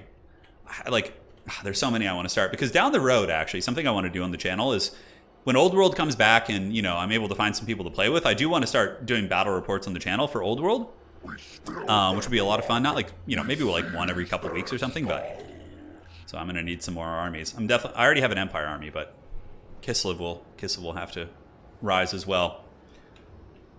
So here they come, the Khorne army just moving up, a nice little slow blob here. And yeah, Void's going to advance as well, just moving up his Marauders, and both armies just moving. A little bit of a mistake, not huge, but typically, you know, I mean, if there is urgency to get to the opponent's army due to shooting, you don't want to fast march, but you can see here that Big JP is hard marching his army. They're moving fast, whereas Void Laws is waddling his army to keep the vigor up. So just a little thing there. There's probably going to be a Whip of Slaanesh, which will do very little damage. I mean, maybe Void is going to do something. He's probably just going to go for like a big surround of the Khorne army, which is much slower. Yeah, Whip there's cute. It's like, it's kind of cool that he did it, but it's also a little bit wasteful because right now the entire Slaanesh army has a melee attack buff from the Blissful Rapture, but like that's not that good because they're not in melee, obviously. So I think saving the Winds of Magic for the melee engagements might be a little bit better. It depends, but we will see. Yeah, the demons don't have trim, but I don't care for the Demons of Chaos. I like Chaos Mortals. I've never liked Demons of Chaos with the exception of like, I think Scarbrand's really cool and some of the Great Unclean ones are pretty rad, but I don't like the way Plague Bearers look, and Nurglings are funny and all, but you know, yeah, not my jam. So here comes the old Chaos Warriors, waddling nice and slow, and Slaanesh is like, hey, let's just have a gentleman's duel here in the middle of the map, which is how it would appear it's going to go down. Another whip, like, cool. You're missing out on the melee attack. That one was worth it. That whip just did a lot more damage than the other one. I think that might have been an overcast. So that definitely feels pretty good for Void. Getting a little bit of a poke there on that unit and doing some great work. So Chaos Warriors still waddling. The forces of Void are going to be getting a full surround, I would imagine. If you're Big JP trying to get the Exalted Demonettes on top of the... get the spawn on top of the Exalted Demonettes is what you're going to want. For Void, you just want to get your Demonettes on either the Warriors or the Halberds. The Halberds would be the best bet, because if the Exalted Demonettes can kill the Chaos Warrior Halberds like super effectively, which they would take almost no damage in the process, then suddenly, you know, the Cav are going to be very destructive, because the spawn aren't going to have Halberd support. It's going to be a very, very scary situation there, right? So Cav looking to move in, Void does pull back, and Void getting ready to attack with all of his Marauders and different chaff units. Khorne just needs to kind of keep its composure. Obviously, Slaanesh is the one who's going to be dictating the point of the battle, and this is a nice little surround here. I would imagine another whip is going to be coming in soon, as Marauders are being given the attack animations, and here they go. Yeah, first wave's going to move into fight. They have spears for arms, which is pretty crazy. They also have bonus first infantry, which makes them not terrible against like bloodletters and things like that, but yeah, we'll see how this unfolds. All right, so here they come. Marauders getting ready to party. Spawn do not want to be sent out there. Big JP needs to keep his army tight. It's very easy to lose discipline against Slaanesh when they're like flying all over the place. But if the Spawn can stay together, and these ones actually get rear charge pretty good, so that was a good engagement from Void. The Hellstriders are cutting through a lot of those Chaos Spawn, which has got to hurt pretty bad. And Demonettes are also going to be summoned over here. In the meantime, Scarborough is going to be looking for some prey. Cultist of Slaanesh, a decent target, but he's a little bit isolated here. And another whip coming down, and I already don't like the Khorne formation. I feel like they're too split up. Like, you got to keep your army high and tight together. That's how you really, really punish Slaanesh. Slaanesh struggles against blob play. Like, even Cathay does really good against Slaanesh in land battles, in my experience, because of how good they blob. Looks like there's going to be a Cultist of Khorne summon, going to be dropping some bloodletters behind these Hellstriders, which could trap them in place, but I think Void has enough micro that he's going to be able to bounce back and forth, and he does move on over to those units. Is Big JP going to give the order? He does, and they are collapsing downwards here. Value is actually getting a little bit even, as Scarbrand appears to be going Super Saiyan over here. Oh yeah, look at that. Scarbrand just beating the brakes off this Cultist right here. So this Cultist is in serious danger, and even though the Cultist already did its thing, it's still a powerful SEM, so getting that pick there is going to be quite nice. Spawn of Khorne are battling some Chaos Furies, which have been summoned by the Herald, and Khorne is looking a little bit worse for wear on this side. Scarbrand does need to find some help. He needs to find some friends, because here he's got some beat-up Spawn and some beat-up Spawn, both of which are like tar-pitted, fighting large targets. It's really not a good fight for him. Whereas Void over here seems to be doing pretty good. Khorne has a better position here, though. The Summoned Bloodletters, the Halberds, the Spawn actually have some proper buffering. Exalted Demonettes are taking some work, and the two Cultists of Khorne are very, very good fighters. So what's going to happen here? Is this going to be Fascination? It is. So Fascination does rampage those Halberds. Granted, they're going to be rampaging into Seekers, which is a pretty good fight. Scarbrand coming down to farm. The score is pretty close in terms of overall value, and I would say nobody's like in a position where it's like game over at this point. Khorne did have a little bit of a rough isolation over here, but Khorne's forces on this side are holding much better against these Slaaneshi horde here. Exalted Demonettes are also in the danger zone, so those really expensive units are going to pay the price, and Scarborough needs to carry this game. He needs to just like start finding prizes and just going for them, and right now the other Cultist is going to go here. which is very strong. Did the other cultist come back? It did. So that cultist actually did not get finished off. Yeah, very, very close match. I mean, the value's like dead even. Khorne has come back in this game with some very good Skarbrand plays. Skarbrand has been running around just karate kicking all these like Slaaneshi characters and just waiting to find his ultimate prize. He wants that Herald for sure, but the Herald has just been lurking off on the wings, and Void knows that if the Herald gets caught, it's more or less going to be game blouses here. So Halberd's moving up. Spawn still fighting, actually. Yeah, we still got 6 Spawn here, but they are enchanted. I don't really see Chaos Spawn being enchanted by Slaanesh, but, you know, I mean, I guess there are Spawn of Slaanesh, so it is possible, but... Seekers may be looking to attack these Halberd Warriors. Cultists here are getting beaten down pretty hard. Value is very, very close. The hardest thing for Slaanesh here is going to be taking on Skarbrand and 2 Cultists who are standing on top of each other. Those units need to just stand shoulder to shoulder and fight. Marauders of Slaanesh about to break. Obviously, the Chaos Warrior is very, very favored in those matchups, but Slaanesh does have the mobility and the speed, and they're able to find these isolations around the map where Khorne kind of maybe overextended a little bit. And it's really just going to come down to Khorne with these characters, and that's what the late game is going to look like. And maybe they'll be able to do it. Hellstriders and Spears will be pretty cost-effective here, although the 2 Cultists are on foot, and it looks like the Herald's going to be attacking into a bunch of Halberds, which is very risky. Herald doesn't really have good mass, so there's a chance it could get tar-pitted, and is that a Slaanesh summon? Was there one being saved here? There's some sort of... Oh, it was the Herald summon. Okay, I was like, it kind of looks like a Khorne one, if you ask me. But yeah, the Khorne Halberds are very surrounded here. They're not going to be confident for much longer. And Skarbrand does get in here. A Rampage could be okay here. It could be okay. Maybe like trying to keep the Cav from going. But yeah, it looks like Slaanesh is going to be getting some good pokes on Skarbrand with all these spears. Seekers have good armor piercing too in general, so they can get through the big armor. Fascination and Acquiescence going down. Really good timing on that, because the entire army now has the melee attack buff. Locus of Grace as well. Really nice. Melee attack, physical resist. Beautiful stuff. Wait, did I say melee attack? No. Melee defense. Excuse me. So Khorne is on its way back. I don't think any of the warriors here are going to be terribly effective. If Khorne has a cultist summon in its back pocket here, this would be the time to use it. That would give a ton of buffering for sure. Voidlulls is pulling ahead in value. I mean, Skarbrand is a beast for sure, but he's kind of being dragged down. If Skarbrand needs to try and snipe the cultists, they are doing pretty good. And Rage and Body does go down. It doesn't quite rampage the Herald, who was actually not below 80%. Skarbrand, you can see, tried to get out there. I think he just took out one of the cultists, and his 2 foot-based cultists are fighting hard, but Skarbrand's still being focused by everything. No, he didn't. He needs to kill that cultist.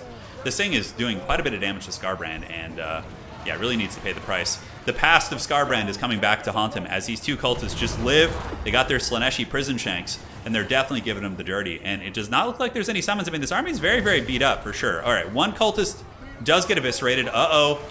Uh-oh, Scarbro has gotten it. He has found the Herald of Slaanesh. He's got 2,000 HP. The Khorne cult is still fighting like champs. Only 1,700 left.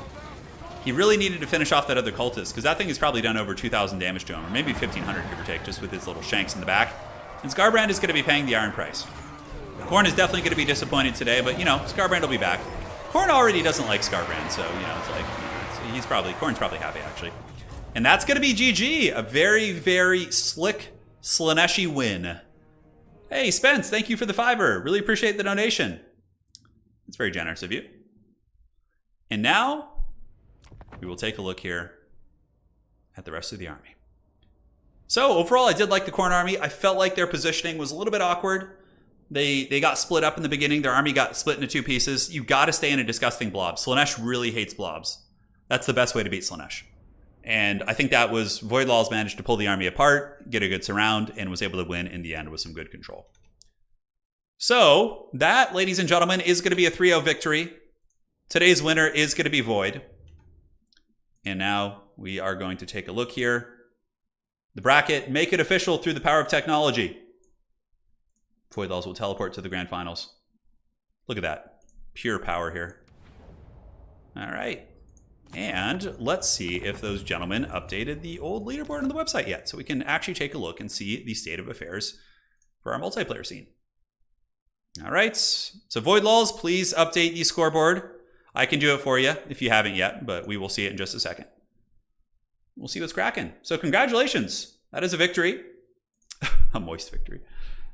Yeah, Slaanesh, that was some good Slaanesh play for sure. The game was very winnable by either side. I know, you guys wanted more games, don't worry. There'll be more. I'll be back tomorrow. I stream almost every day, so don't worry. I know they can be a little bit short, but... Yeah, Void certainly is really doing well in the tournament scene right now. And when we have the grand finals tournament, that's going to be really, really curious to see how that goes. So I don't think he's updated it yet. Let's see here. No, not yet. Come on. Come on, Void. You got to do it. Yeah, the popcorn. He sits atop of the throne. Yes, he does. I don't know if he wants to be called Void or Void Laws right now, but hold on. You know what? I'm just going to update this bracket for him. Hold on. I can do it. I have the admin power. So we'll click on this. We need Red Olgor to redeem the Force of Khorne now. Yeah, Red Olgor needs to rise from his ashes. He's currently in ashes from his previous battle here. Yeah, Red Olgor, the man, the myth, the legend. If you guys did enjoy the stream, do drop a like on the way out. Help support multiplayer and all that sort of good stuff. And we'll be back with some fun stuff this week. Domination on Thursday. Tomorrow's Dawn of War. And it looks like he literally just updated it as soon as I went to go do it myself. Lovely. Okay. All right, so refreshing the page. Void Laws has won 3-0 in the grand finals of the tournament. Well played to Big JP, Zyphos, and Human Boy. And now if we go and look at the leaderboard, you can see Void Laws has a very solid 85% win rate with 2 tournament wins. Just absolutely crushing it there. Some very, very impressive stuff. Even Star still in second place with a very solid run today, being defeated by Void Laws, actually. They had to play each other. Zyphos still maintaining third place. Platypus, Ulrich Rawl, several other top-tier challengers waiting in the wings. But the major tournament that we have is probably going to be a 16-man tournament. So I think what we're going to do is the top 16 players at the end of each season are going to be going on to the major tournament, basically, which is going to be great. So today's land battle has concluded. Next tournament is going to be Thursday, Domination Day. Wookiee welcomes you. And if you guys want to sign up, just head on over to the website. You can get in the Discord and do all that fun stuff from there. And then we got the Siege Battle on Sunday. Yeah, that's the next one that I'm going to be casting. We have 2 other tournaments that aren't being run by myself that are up here. They're done through Challenge, so you can go check them out if you're interested. But yeah, lots of fun stuff. Once again, thank you all for joining. It was a lot of fun. Thank you to the folks who donated today and the new members as well. Really appreciate that, guys. Helps me pay the prize support to the players. And that is it. So take care of yourselves. We'll see you next time. Turin, mayo or ketchup for burgers? I use both. I love mayonnaise and I love ketchup, so I got you covered. I like them both. All right, take care. See you next time. Adios, my friends.